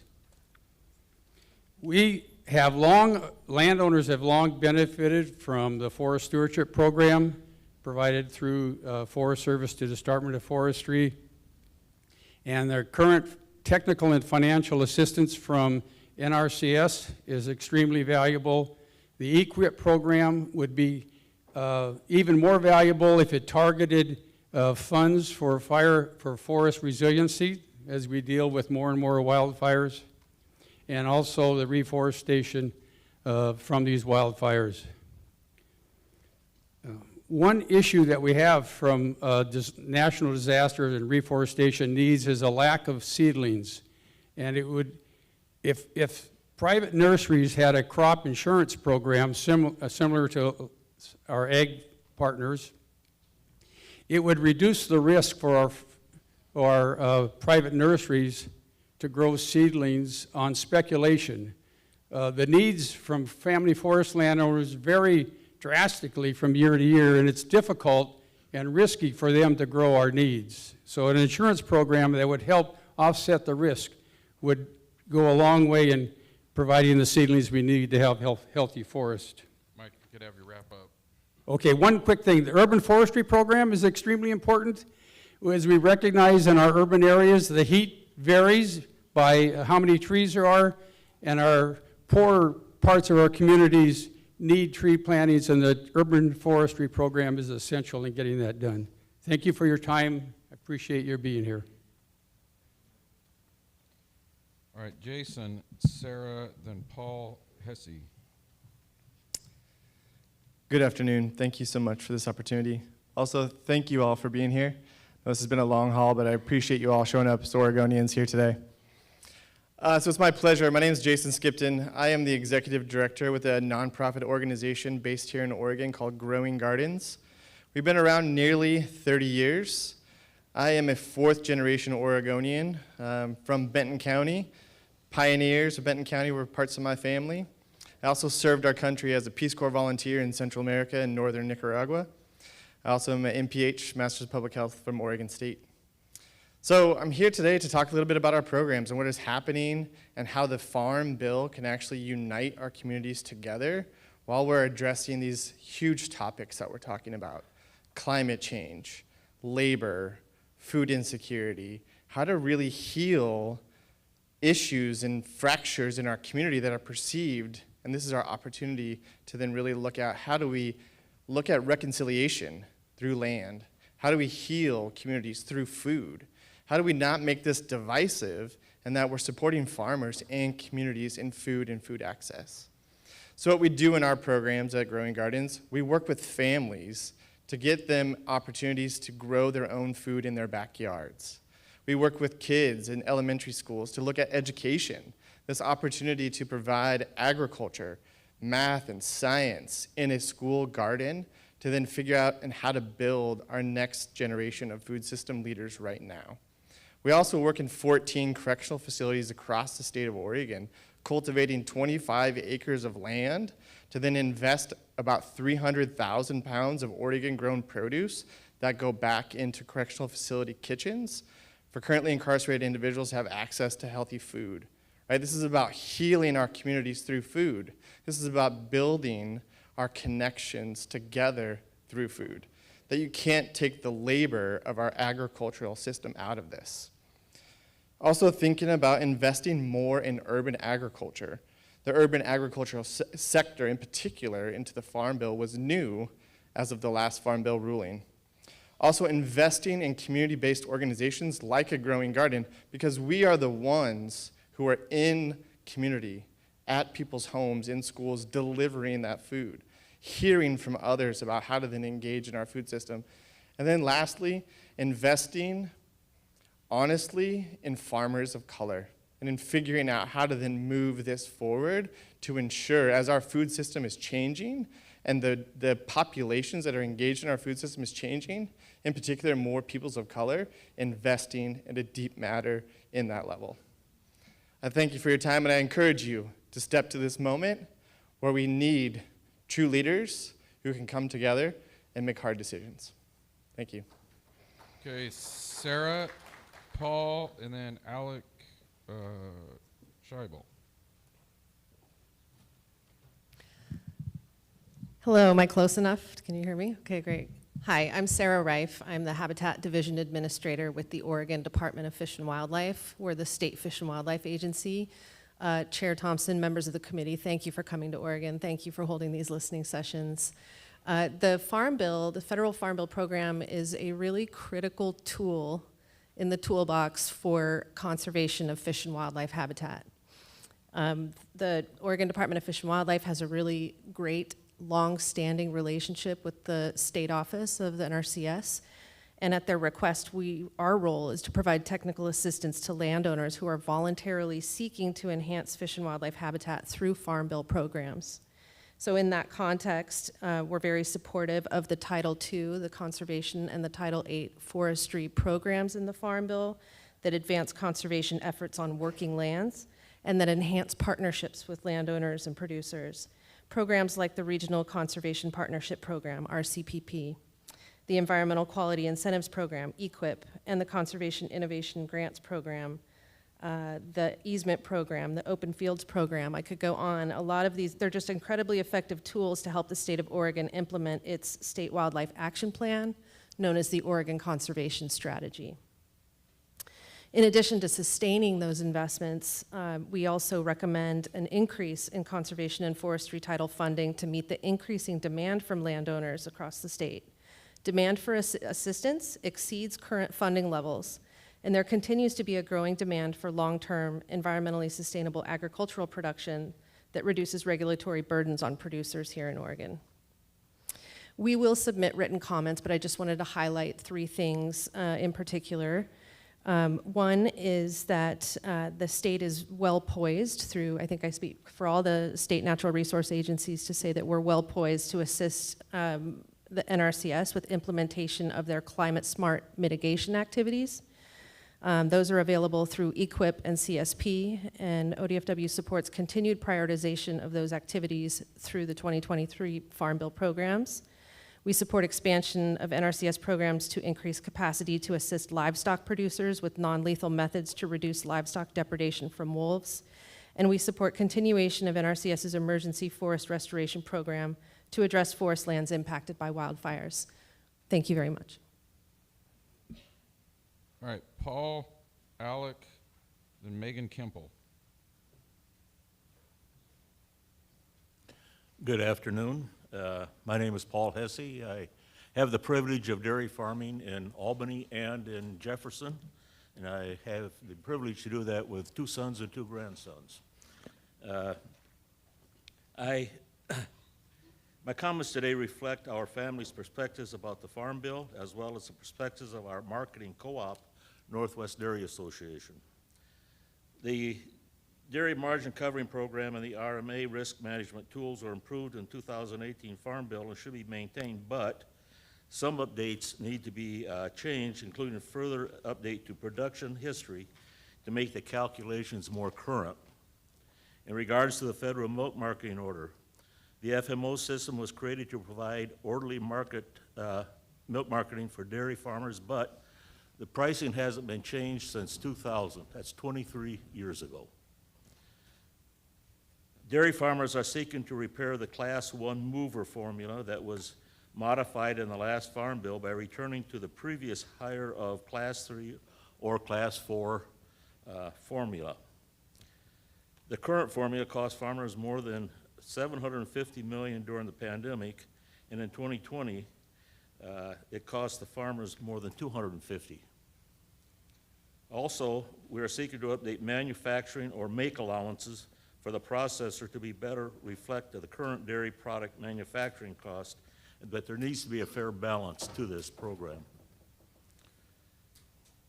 As far as the conservation, the dairy industry is trying to go greenhouse gas neutral by 2050, and that's going to take a little investment from EQIP, et cetera, so that that can be accomplished. And then in regards to trade, the Farm Bill should also address the language to combat European Union's effort to restrict the use of common food names in the markets around the world to limit the U.S. ability to compete with them. Thank you very much for this opportunity and for coming to Oregon. All right, Alec, then Megan, then we have Nancy Maxwell. Chairman and members, thank you for coming to Oregon or returning to Oregon for this excellent opportunity. My name is Alec Schiebel. I am the Government Affairs Manager for Umatilla Electric Cooperative, which is an electric co-op in Eastern Oregon serving parts of Umatilla and in Morrill County. We have about 15,000 members, many rural residential, farmers and irrigators, and commercial, including food processors. And what I'm here to speak to is the importance of the Rural Energy Savings Program, also known as RESP. We are the only Oregon co-op thus far that have taken advantage of that program, and what a great program it is. We got a $1.5 million loan that we created an energy savings loan program for our members at low interest rate. That has been tapped. We've renewed that for another $2.5 million. And we also have earmarked $3 million for a manufactured home replacement program through the REST program. And I'd like to be proud to say that we were the first in the nation to have a successful home replacement a couple of months ago, and we look forward to continuing that. What I'd like to plug for RESP is 3 changes. One of the obstacles for co-ops getting into it is the administrative cost. We're fortunate that we have a board that supports it.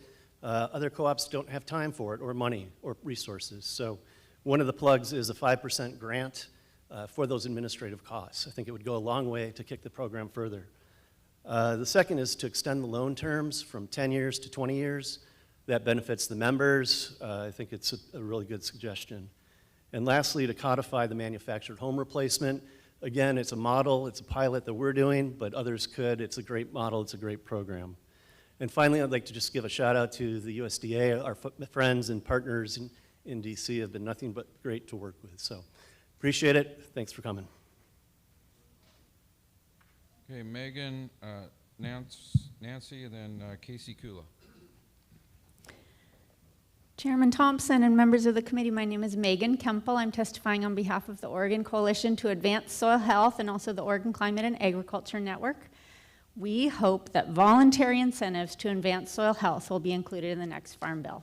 Healthy soils provide many benefits for farmers and ranchers, including improved water and nutrient holding capacity of soils, enhanced plant health, resilience to drought, flooding, and extreme heat, reduced need for ag inputs, environmental benefits, including sequestered carbon, reduced erosion, and increased biodiversity and habitat.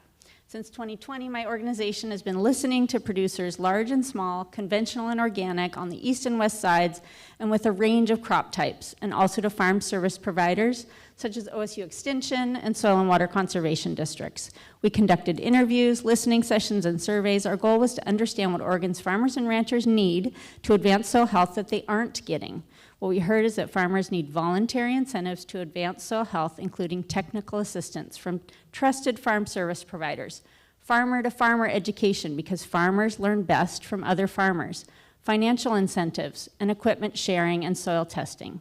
State agencies can design programs and incentives specific to the needs of farmers in the state.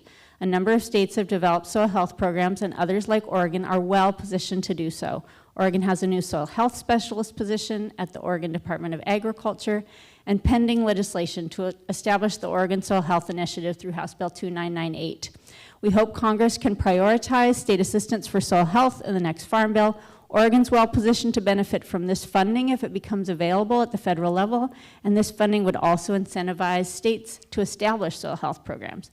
Please prioritize state assistance for soil health in the next Farm Bill. Thank you.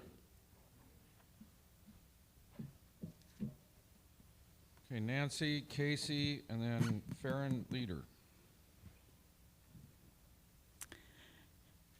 Good afternoon, and thank you, our congresspersons, for being here today. I'm Nancy Maxwell. I'm representing the IFFE Association of the USA, established as International Farm Youth Exchange in 1948. I'm an IFFE alum from Illinois to India in 1967, and I'm a proud transplant to Oregon. For 75 years, IFFE has been a cultural exchange program with an agriculture rural foundation. The organization was started by a group of young Cornell University World War II veterans who believed if we understood the cultures of others, we could avoid wars. They didn't think that shooting at their farmer brothers across the foxholes was productive. The exchange is as relevant today as it was in 1948. IFFE sends and receives 19 to 29-year-old young adults in partner exchanges with 20 or more countries annually, including areas of South America, Africa, Asia, and Europe. What makes IFFE unique is our practice of having all participants live 3 to 6 months with families, rural families in host countries in various parts of the U.S. and having the same number of those young adults to come to the U.S. to live with host families. We champion education, diversity, international cultural understanding, trade, and leadership development. Each IFFE exchange teaches more than 2,000 lives just after their exchange or during their exchange.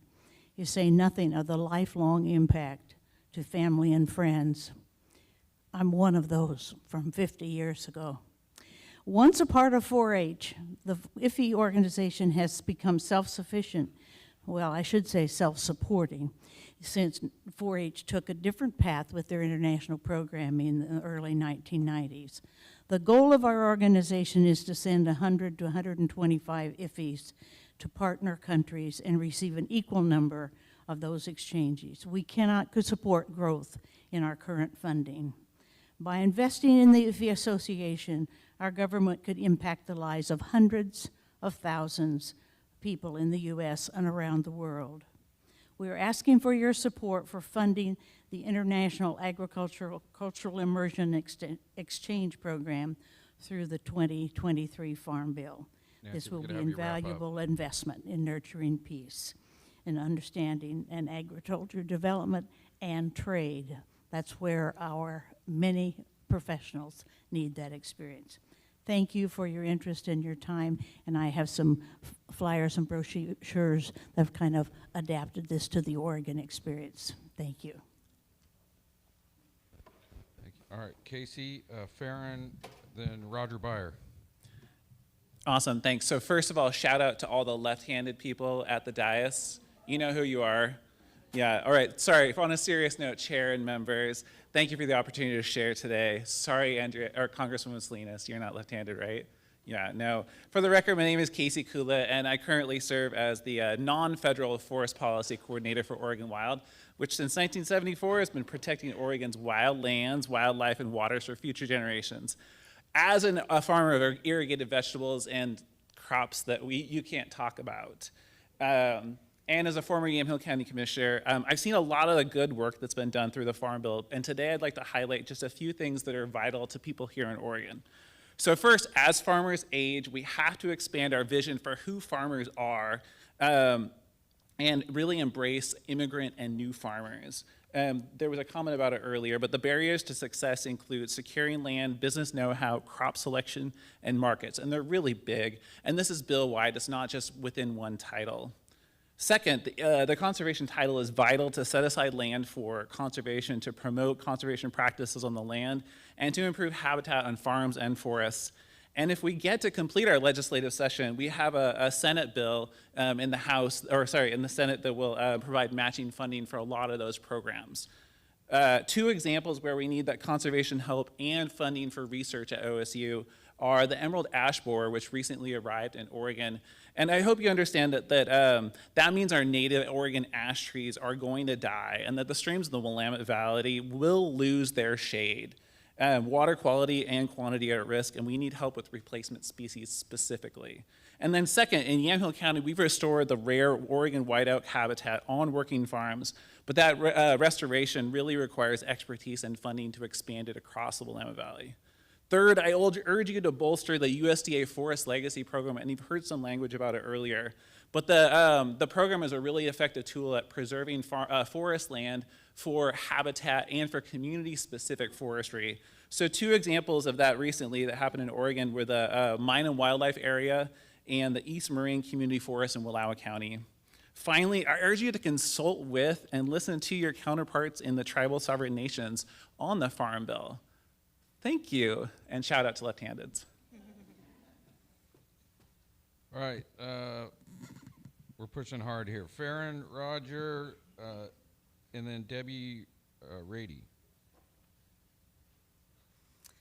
Hello. Hello, my name is Farron Leader. I'm a 4th generation Oregonian and the granddaughter of an Eastern Oregon cattle rancher. I also previously worked as a diversified vegetable production farmer myself. I'm here today to speak in favor of robust funding for SNAP programs because since February 2022, I've served here at Lynn Benton Community College as a benefits navigator, which is a job role that was created by Oregon state legislation, House Bill 2835, in 2021 that recognizes a crisis of basic needs insecurity among college students across the state that is leading to some of the worst dropout rates from college in many decades. And the basic needs that I often help students with are related to housing, transportation, but also food security. Our average student age at this college, where you're sitting right now, our average age is 27, and about 1/3 of our students are parents. So this is a very diverse college student population, and this is true across our colleges throughout Oregon as well. I am hoping to represent the 200,000 college students across this state who struggle with food insecurity. About half of college students, based on national level surveying done on a regular basis, about half of college students struggle significantly with food insecurity.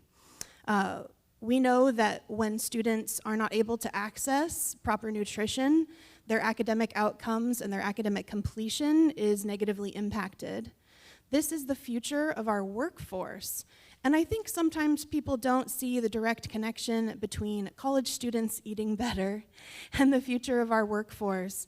But to me, there is a direct line. We are talking about our future nurses, welders, certified auto mechanics, folks working in multitudes of agricultural positions, and so on. And if they are not able to fuel their brains for their studies, they are less likely to graduate and go into our communities to offer their knowledge in important roles that make our society functional. In closing, I want to say that I am the example of a community college student success story. My mother went to community college to become a nurse in the early 90s when I was a small child and my brother was a baby. And one of the only reasons she was able to complete that was because she had support through programs like SNAP that fed myself, my brother, and her as she completed her nursing degree and became upwardly mobile in our society. And then I was able to go on to be the first person in my family to achieve a 4-year degree and then also an advanced degree. So please consider robust support of food security in our country and lower barriers for SNAP for college students because we need to feed the future of our workforce. Thank you. All right, Roger, Debbie, we're going to get as many as we can in here. David Bergvall after that. Chair Thompson, Representative Chavez-DeRemer, and Salinas, members of the committee. My name is Roger Beyer. I'm the Executive Director of the Oregon Seed Council. Thank you for being here today and listening to our concerns. The Oregon seed industry is the 3rd largest agricultural sector in Oregon, representing over $1 billion in economic activity and providing more than 10,000 jobs. But it is still a minor crop. And just last month, or excuse me, in April, we became aware of a problem at the IR4 program at with the USDA, and we're asking for your support in getting that fixed. Because grass seed grown for seed is one of the top economic drivers in Oregon, but it is a minor crop. The IR4 project has been very critical in support of getting pesticide registrations for the grass seed industry. What happened is in early April, there's a 300,000 acre limit on acreage for minor crops in the IR4 program, and grass grown for seed is bigger than that 300,000 acre limit.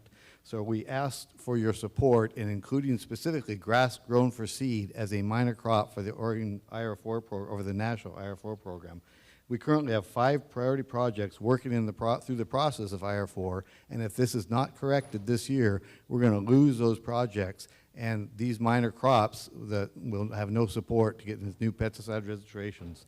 So in addition to this, we have other items we'd like to bring to your attention. We'll submit we have submitted written testimony, and we'll provide you more with that for specifically, but this project is specific and is new, and we need your support at this time. Thank you for the opportunity. Okay, Debbie, then David Bergvall, then Hella Rudenklau. Thank you, Chairman Thompson, Representative Chavez-DeRemer, and Representative Salinas. My name is Debbie Rady. I'm the Chief Operating Officer for a company in Boardman, Oregon, where I drove about 5.5 hours this morning to get here today, and thankful that I get to come and see you. The city that we live in and work in is 4,000, but the economic driver of the Port of Morrow and Boardman is 8,000 jobs. And Boardman Foods was there back in 1992 when that kind of dream started. We had 69 employees and grown to over 300. We're taking fresh products directly from the fields and putting them, blanching them, freezing them, making them a safe product, and keeping that nutritional value and freezing them where they can store for up to 18 months. The quality and the flavor is wonderful, even at that point. We consider ourselves recipe ready, so that home person can take those things out of the frozen food section and make a meal with them and not waste the products that might otherwise be wasted with perishable products. Boardman Foods has also been successful in helping the community with starting a child care center, privately funded. We now have up to 82 students. We just had our graduation from our preschool to kindergarten last night. Some of you are involved with workforce, so I just want to throw that out there, that we need support for child care, and I'm sure you're already familiar with that. We also help with high school graduates, internships, scholarship programs, youth and senior support activities in our community, the Oregon Food Bank, and our local food pantry.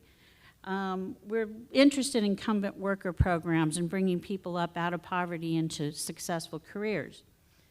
Our ask for you today, and I'm also a member of the American Frozen Food Institute, representing frozen food manufacturers. You found during COVID how important the frozen food industry was to our food supply. So our ask today is for the Farm Bill and the federal feeding programs to encourage language that does not exclude frozen. So include frozen. Right now it does not. We also ask for support of the SHOP Act. Representative Chavez-DeRemer is already a co-sponsor, and we greatly appreciate that and look for other people to join you in that effort that speaks to that language as well. And frozen is a viable and nutritious option for consumers. Thank you so much. All right, David, Hella, and then Angela Wortez-Call. Well, good afternoon, Mr. Chair and members of the committee. I would just like to start and say I was a product of the Future Farmers of America, and I'm pretty sure my coat would still fit. So, I work for Manulife Investment Management, Timberland and Agriculture. Across the U.S., we manage in 18 states, just over 2 million acres of forest and just over 300,000 acres of agriculture land. We have a large presence here in the state of Oregon, and I'm happy to represent our farmers and our foresters here in the great state. A couple quick thoughts. I know time is short here, so I'll make my remarks, and hopefully somebody else can have a chance also. We really want to double down on the Wood Innovation Grant. We think it's been an excellent program. It has boosted domestic investment both in modern and innovative wood products. and maintaining that market share back to our healthy forests and our robust forests, not just in the state, but across the U.S. The second component of that, which was already mentioned really, is that we need to grow the educational component of that.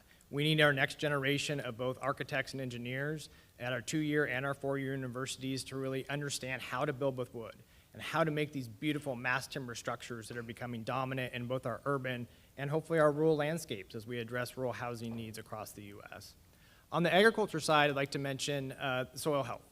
We're a firm believer in long-term soil health plans. It is viable to our business and incredibly important. And we see there's great gains and potential in regenerative systems also. So the holistic approach to the farm as it links to food and fiber security and then to the final consumer. Last, I would just like to share again how important our land-grant universities are.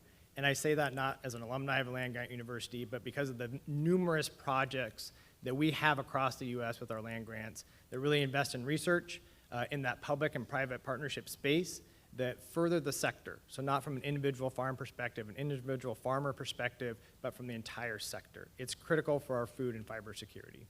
Thank you for coming to Oregon. Thank you for coming to the Northwest, and we hope you have a safe travel home. All right, Hella, Angela, and then Courtney Moran.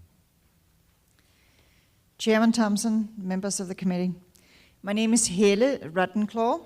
I'm a farmer from Amity, about an hour north of here in Representative Salinas' district.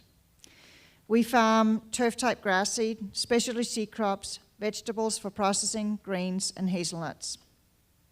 My husband and I started farming over 30 years ago when we were only 23 years old. The first years, the payments we got from the Farm Bill were often higher than our net farm income. Nowadays, that's thankfully not the case, but there are still parts that are very important to us. Top of that list has to be research.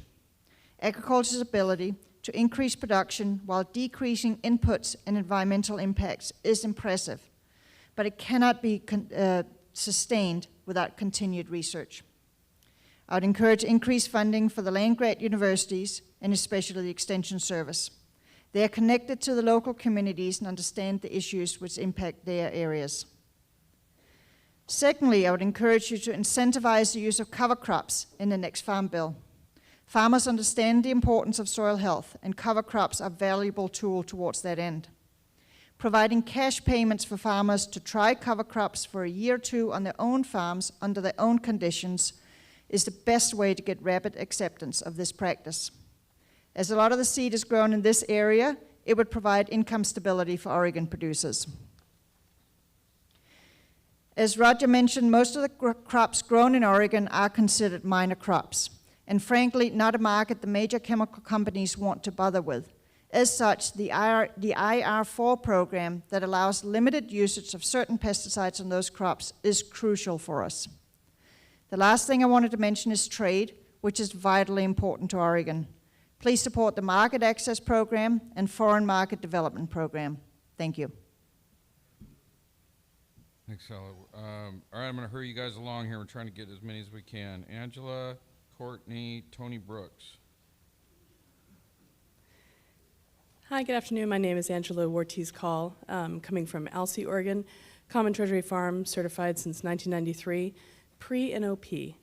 And we also are here with Fiber Evolution, Inc., and we're bast fiber producers in Western Oregon. We grow fiber flax for linen production, which we're trying to bring back production here to the United States and domestically to Canada and the US. We're in favor of sustainable agriculture and food systems funders' fiber agenda for the Farm Bill, and this would basically establish sustainable fibers within the food network. We often come to USDA events and everyone says food and fiber all together, but yet fiber doesn't necessarily show up in all of the grant programs that are available out there that are funded by the Farm Bill. And it means that we have fiber farmers that are helping build this nation through rotational inclusion in the crops, but they don't necessarily get the funding that everybody else gets. So sustainable fibers produced by farming operations that use sustainable cropping or grazing systems or other systems and practices beneficial to natural ecosystems play a major role in the U.S. agricultural economy. This can include plant-based fibers like flax, hemp, and cotton, animal-based products like wool, alpaca, and leather, and natural dye products like plant extracts. So in Oregon, we grow flax, hemp, and wool. So we've got 3 big ones. We don't do cotton. So a little too cold here. The upcoming 2003 Farm Bill provides a key opportunity to integrate sustainable fibers more directly into federal agricultural policy to expand eligibility and access for small, mid-sized fiber farmers and ranchers. As in the case with the U.S. agricultural policy as a whole, this need is particularly crucial for fiber farmers who are Black, Indigenous, Latinx, Asian, and otherwise marginalized by a lack of access to federal resources.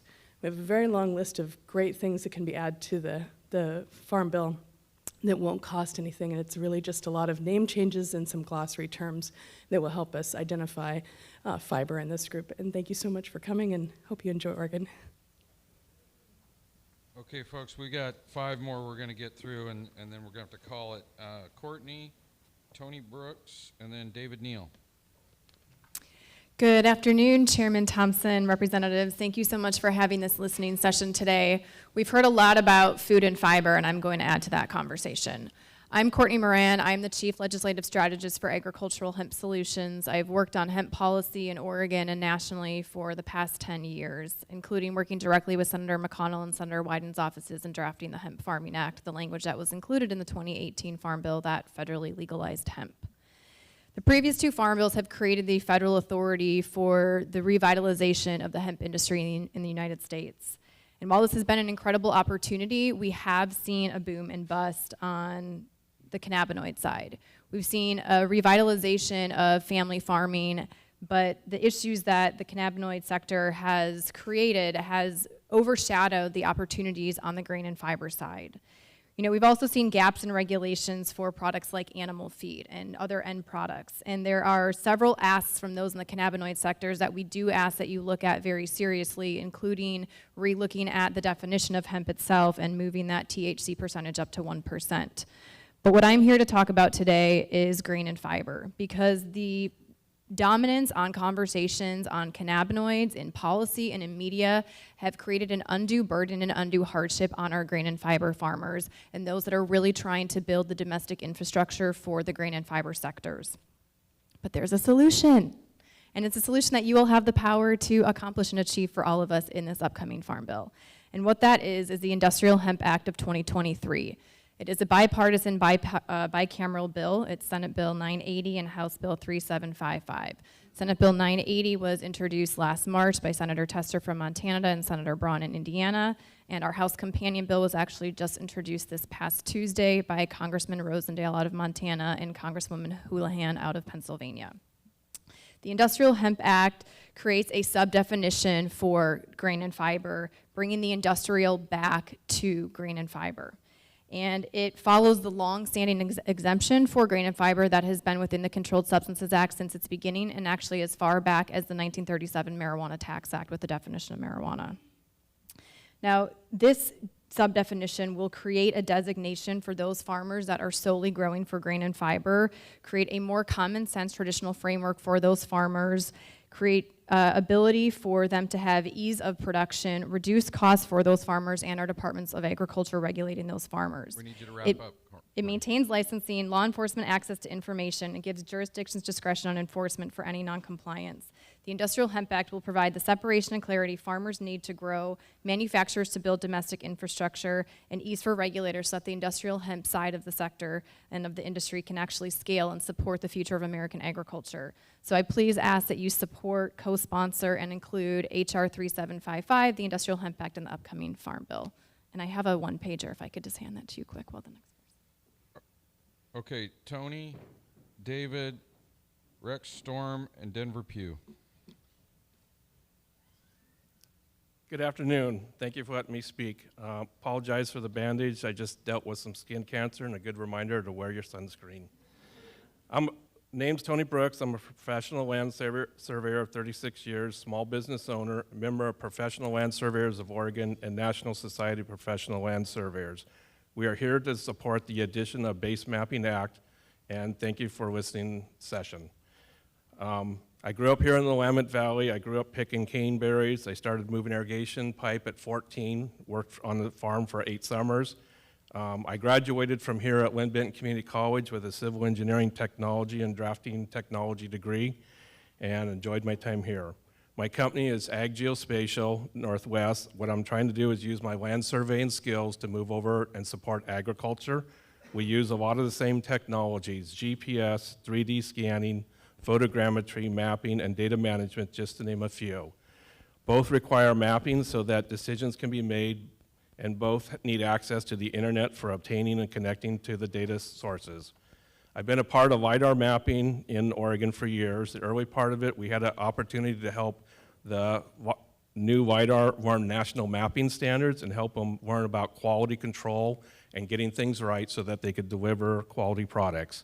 That company had gone on to deliver a lot of LiDAR mapping across the state, but a lot of it is outdated, and due to technologies, there's a lot better sets out there to come through. The data is available to different stakeholders like the federal government, state and local government, private sectors, farmers and ranchers for their precision agriculture. The data will be used for the broadband program, but it also can be used for fire mitigation, water management, erosion control, FEMA flood mapping, recreational mapping, and even private development. Surveyors are experts of measurement and mapping. Having the policies in place for surveyor support of quality control processes ensures that we obtain the accuracy and data possible to help with Base Mapping Act and all the potential users of the data. This act is not asking for more funding, it's just policies update and building on the 2018 bill. Again, national and local surveyors support adding Base Mapping Act to the 2023 Farm Bill. Thank you. Okay. David Neal, Rex Storm, and then Denver. Hi, my name's David Neal. I'm from Lynn County here, grew up here just a little ways. I farm with my brother, and our wives are also part of that group. We export forage overseas and some alfalfa overseas. I do appreciate the market developments for the foreign market development and some of those investments. One of the things that we do need to be cautious of is we do a lot of investment in those things, and we produce very good quality products both all throughout the West Coast and the rest of the U.S., but we do lose a lot of market share due to lack of access because we have port problems. And so those are some real concerns to me, that we do a lot of these specialty seeds, specialty markets, specialty forages overseas, and that's a huge market that could be developed more if we had a consistent port operating all the time. So I would encourage you to look at that and do some support on the ports and have some teeth into making sure that the two groups come together so that they don't have hiccups and interruption. Currently, we're only running 4 days a week, which can be a problem.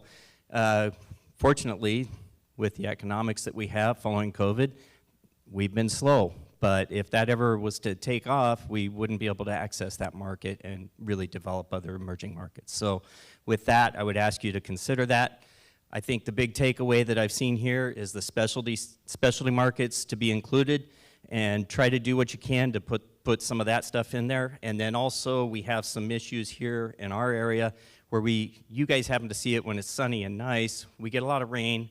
A lot of the big farms don't do a lot of EQIP or any of those projects just because they're disqualified because they have leveled their land or done something like that. And with the new ruling with the new court case at the Supreme Court level, maybe there's a wiggle room there where we could get some of those guys that we could affect bigger areas rather than just the 3 or 4 acre parcels that we're talking about. So I thank you guys. If you have trouble passing this bill, start closing cafeterias in the Capitol until they get hungry. All right, Rex.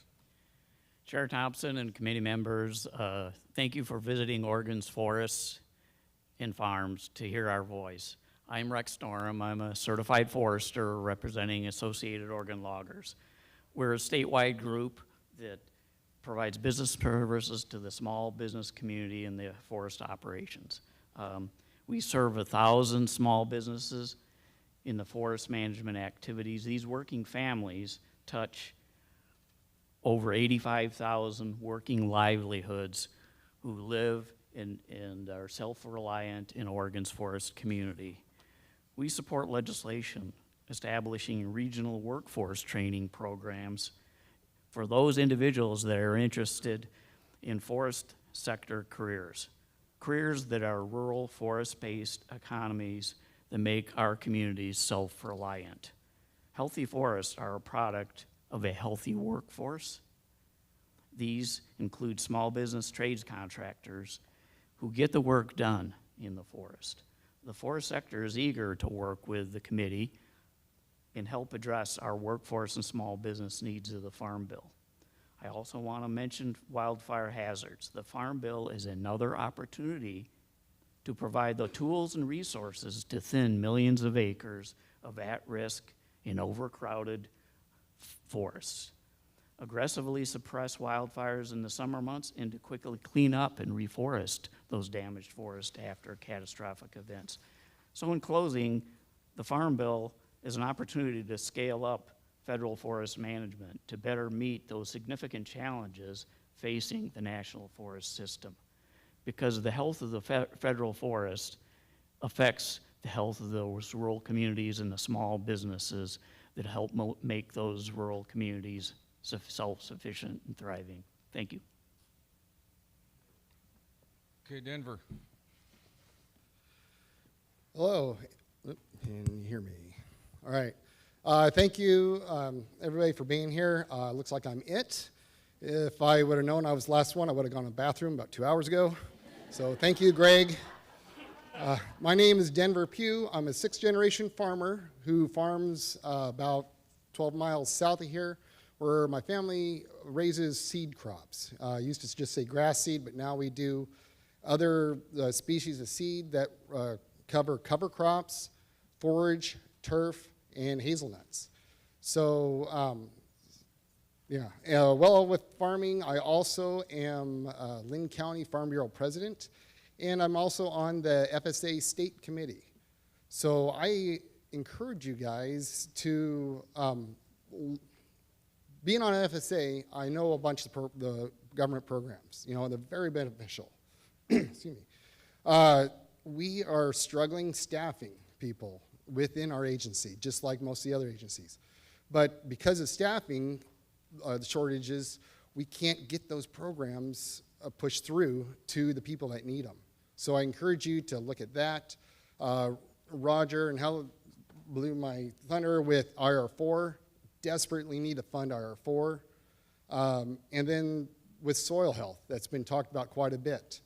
What I do on my farm helps soil health throughout the rest of the nation by raising cover crops, because that is a big proponent in promoting soil health. At home here, and it's starting to increasingly become more and more of a practice elsewhere, is drainage tile. Putting this drainage tile in marginal farm ground that is prior converted, that's been farmed for years, but was less productive. Well, by putting drainage tile in it, it's creating better soil. Therefore, you can no-till, you can put cover crops on it. Well, the problem is, if you do tile the soil, a lot of these people will get kicked out of certain programs for changing their soil. We need to correct that. NRCS and FSA, I don't know what the difference is, but it doesn't quite play nice to where, and I'm a perfect example. My family farm 16 years ago tiled some ground that we farmed that was prior converted, that was been farmed for 100 years, and then someone with the NRCS agency came out and looked at it and said, no, this is wetland. You tiled wetlands. So I got kicked out of programs. It was an option, but it was too expensive to replace the tile or take the tile out. We felt it was more productive and better for the soil to keep it in, so we did. Because of that, I've been kicked out of programs back then and up to date. I wasn't able to partake in CFAP 1 or 2. And then I look forward to technology. I know there's going to be some programs with this coming down with agricultural technology. I'm worried that I'm not going to be able to participate in that as well. So we need to correct that part of the system, because tiling, creating a better health for your soil is a real thing. It is happening. So I look at you to look at that too.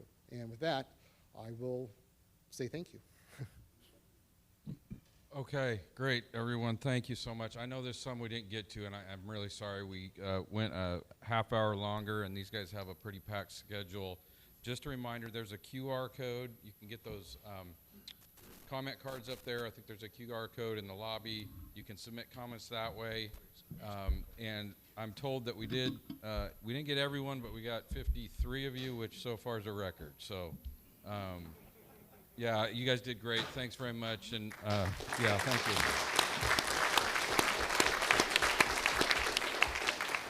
you. Mr. Chair, before I turn it back to you, I just, at the risk of stealing some of your thunder, I just want to thank this committee staff and all your individual staffs that have worked so hard on this stuff, and they've been great with me, so really appreciate it. I'll turn it back to you. Greg, thank you so much. I'm going to yield to our host member of Congress here, Congresswoman Lori Chavez-DeRemer, for some closing comments. Well, thank you again for withstanding these last 3 hours. I think it was all important information. This was very important to me to make sure that, again, I invited the chair to see Oregon, and again, with Congresswoman Salinas on the ag, it was important to do a bipartisan listening session. With that, thank you to my colleagues that I've gotten to know, but more importantly, thank you all for taking the time out. And again, Mr. Addington, thank you for being here and being the host. Again, my DC staff is all here. My Oregon staff is here, so make sure that you reach out. But I can't thank you enough. We cannot do this without the committee staff in the back here who are hiding behind this curtain, behind the wonderful curtain, doing all this so we can get this information divvied up so we can really dive into it as we move forward in passing the Farm Bill. So again, thank you to my colleagues. Thank you to our teams for being here, and thank you all for all the questions and concern and statements that you made today. Again, thank you very much. Thank you so much. I'm pleased to recognize, yield the floor to Congresswoman Andrea Salinas for whatever closing comments you wish to make. Just briefly, thank you, Mr. Chairman. I'm not going to say anything much different than what my colleague said, but it really is her bipartisan partnership that made this possible. When was the last time we had, the chairman of the House Ag Committee in Oregon? So I feel really blessed and honored that we have these distinguished members here. And just so you all know, I'm so appreciative to my colleagues. It takes a lot, out of your schedules, your staff schedules, to organize and get you all here. So thank you. I could not thank you enough. Our committee staff, our personal staffs, you rocked it. Thank you. And want to make sure that folks know that my staff is also here. I'm going to have to jet out very quickly. I do have some other meetings, but thank you. But please reach out to my staff. They're also available, and we're going to get this done. So I'm very excited. Thank you. Thank you. Now, the gentleman, I got two gentlemen from California. I'm going to yield to the chairman of the Forestry Subcommittee, Congressman Doug LaMalfa. Thank you, Mr. Chairman and colleagues of the college, for everybody making this happen here.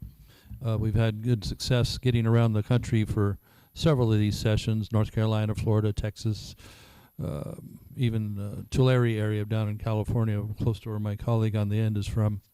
And it's been very productive. So I am honored to chair the subcommittee on forestry, and I have my district is just across the border in Northern California, and we've seen fire after fire after fire there. Million-acre Dixie Fire, many other hundreds of thousands of acres of fire. Town of Paradise, where 85 people perished. Up here just near Happy Camp, 4 others perished. We're having too much of this. So we need to be much more aggressive on our forest management in this country. The Forest Service has 193 million acres in its purview. And the term I use a lot, and others, is the pace and scale with which we do the work needs to be increased dramatically, because the trees, you can hear them out there growing, okay? The number of board feet they're producing far outstrips the amount that we're managing, treating, harvesting, what have you. We need more prescribed burns. I use the word prescribed burns, not wildfire, and we need to be better at it. I know we had a giant problem down in New Mexico with one that got away, so it applies common sense to it as well. So if we're not getting a handle on that, and I'm looking forward to good work with my colleague, Ms. Salinas, on our committee together on advancing forest policy that makes sense and has our asset, our federal lands, become much safer. It's a horrific impact when you have a wildfire on the wildlife, on the habitat, on water quality, air quality, the whole works. And we should be managing this. Why is the United States the #2 importer of wood of all the Western countries? Why aren't we putting our wood to work right here in our backyard, put our people to work in the backyard, instead of all these boarded up small towns that I represent and are probably over here on the Oregon side as well, where we used to have a viable, strong wood industry. Now, why would we import that? The same goes with production agriculture. Why in the world would the United States have experienced food shortages, empty shelves, and high prices of food that are just beyond imagination for especially lower income, middle income families? Well, we can produce it so effectively here. A key component of that is our energy costs, our energy availability, and not having so many things taken away by regulation, being forced to give up my trucks, for example, because of California Air Resources Board saying I can't use them anymore, or being forced to possibly trade in my tractors and combines due to the ideal of, say, electrifying all of them. We cannot electrify everything, unlike the standard is. We like our gas stoves, we like our combustion vehicles, and I'll remind everybody that carbon dioxide is only 0.04% of our atmosphere. So look at the reality of what that means, is that it's a trace gas, and it's been turned into a political football using political science instead of the real science on that. So take a real good look at what we're doing, what we're contorting ourselves into, as other countries around the world are going full speed ahead, expanding their economies while we're crunching ours. So with that, a lot of tough realities we need to deal with, but a successful farm bill will be very, very helpful for much of rural America, and indeed everybody that eats in America. So I thank you. I go back. Thank the gentleman. Now I yield to another gentleman from California who is a great member of Congress and even better dairy farmer, Mr. Valadeo. Thank you, Chairman. Yeah, I didn't really have a place up here. I don't sit on the committee, but Chairman Thompson has taken the time to travel around the country and see so many folks, and he took some time out in my district, and I really appreciated that, and I wanted to make an effort to be here as well. One, to support him in his effort, because I think it's important. I sit on the Appropriations Committee, but my subcommittee is the Ag Appropriations, so the policies that we put forward here obviously is important to my district, but my role is helping fund those once they're in place. And the opportunity to be a part of these, listen to these across different parts that I've been on. I went to your district in Pennsylvania, spent some time in Texas with them, and now Oregon. Lori's become a good friend of mine, and I'm thrilled to serve with her and look forward to working with her where we all agree on stuff. But this opportunity for you guys to be here to help us understand the different regions of the country and how these bills affect you all is very, very helpful. So I appreciate you taking the time to be here. And Lori, thank you for the invite, and I'm thrilled to work with you on this. And the chairman, thank you for putting so much of an effort. And Miss Salinas, I look forward to working with, well, I think she left already. Her daughter's graduating from high school. Oh, and so she's got a graduation she's getting back for. Well, thank you for the opportunity, and I yield back. Well, thanks you, David. I will, on my notes here, I love my staff. I really do. They're incredible. And they have in large, when it comes to my remarks, large, bold letters that says brief, which they ought to know. That's a skill set I don't have. Got a lot of skill sets. That's a difficult one, though. But I will try to be brief because we added more time in to be able to hear from all of you. First of all, thank you to Greg Addington, Oregon Farm Bureau, for moderating. So much appreciated. President Avery and the Ben Community College for having us here. A great facility for this. All of you for attending. Those that testified, 51 people. I kind of keep track of that. That's one of the markers I look for, how much of a broad voice that we got, and it was incredible. And that's not, I know there's some that didn't get to testify verbally. We'll take unlimited written. And as Greg had shared about the Q code, if you go on house.gov.agriculture, you'll be able to find a drop-down box there. To my colleagues for being here, and quite frankly to our staff that did such a great job, all of our staff that pulled this together and helped us to be able to do this. I do want to encourage your continued input. We're still in a listening mode. We're going to have to start writing this soon, but right now we're just working at collecting as much information as possible. You know, my goal is that we write the farm bill that you need. There's been some naysayers in Washington and a few in other places that say, wow, you know, the politics are so difficult, the financial situation is so difficult. And it's like, that's not what we're leading with. We want to be able to get information to write the farm bill that we believe that American agriculture and, quite frankly, every American citizen needs.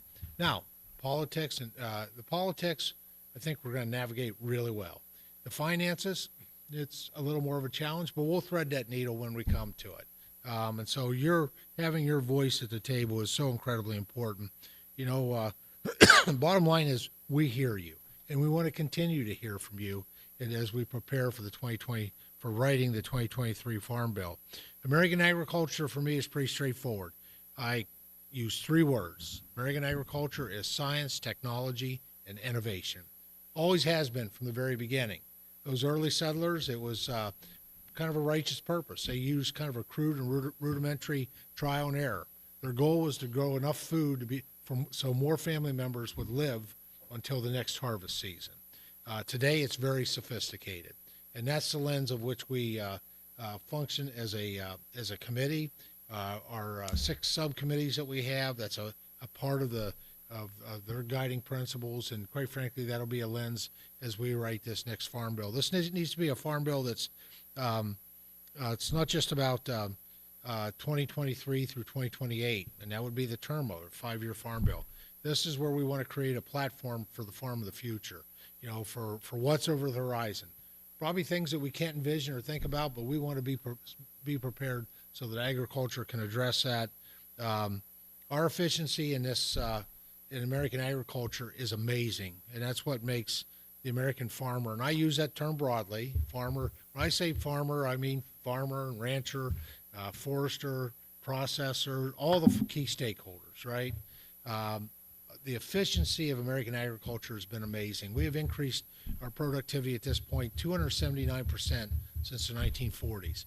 You know, we believe that we're going to, with the right kind of farm bill, we can, at this time in our history, and the tools that we have available to us, we can take the increased efficiency to 400% increase since the 1940s. We have, it really is a platform for the future. I mean, we, lots of good notes here. And the written testimony is also encouraged and appreciated. I just want to touch on a few things that would just be that I want to give some news on, bottom line. One of them's outside the scope of not the interest of the Agriculture Committee, but our jurisdiction. It's for our fellow dairy farmers who are in the room. We went over 100 co-sponsors on whole milk for healthy kids yesterday. That's a piece of legislation that would restore the option, doesn't force feed anybody, restores the option of whole milk and flavor back in our schools. And on Tuesday, the Education Workforce Committee will be marking that bill up. I'm very confident that it's going to pass with over 100 bipartisan co-sponsors. Good news for our kids to get proper nutrition, and quite frankly, good news for the dairy industry. The need for more conservation programs, which is one of the tools that makes our farmers such a force for good when it comes to the environment, when it comes to climate. One of the pieces of legislation in the end of 2021 that we were able to, 2022, just this past year, that President Biden was able to sign into law was an agriculture bill called the Sustains Act. And the Sustains Act broke some new ground.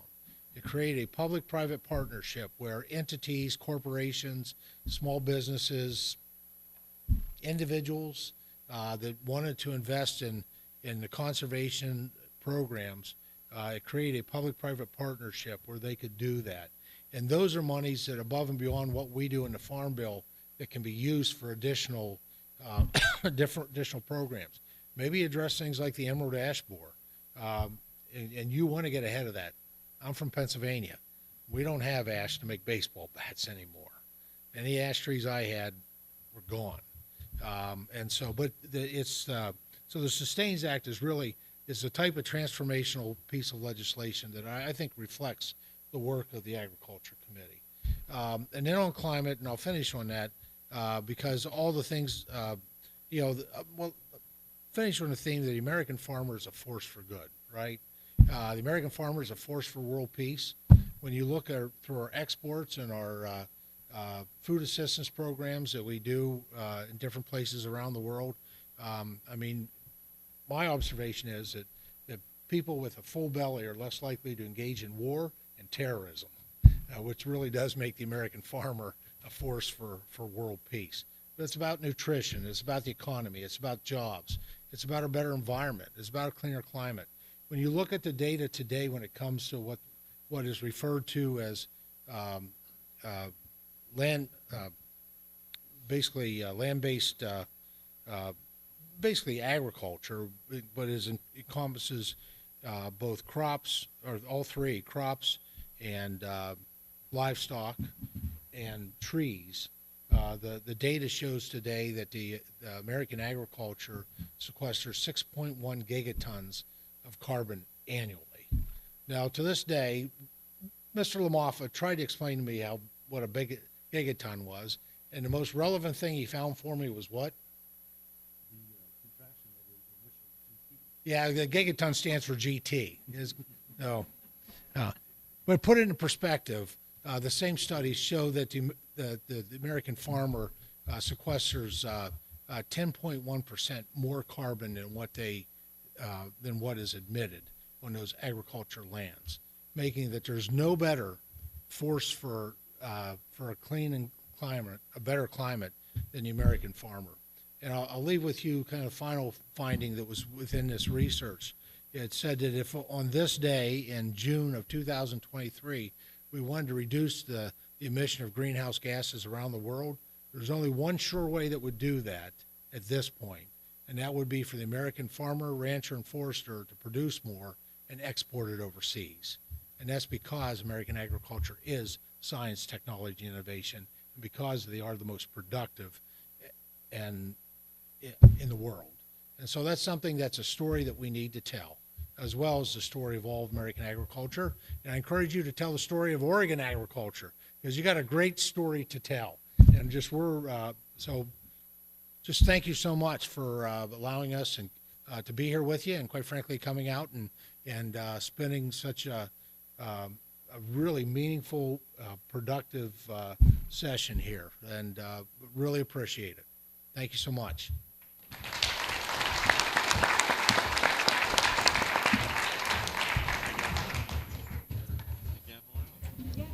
Oh, yeah, that's right.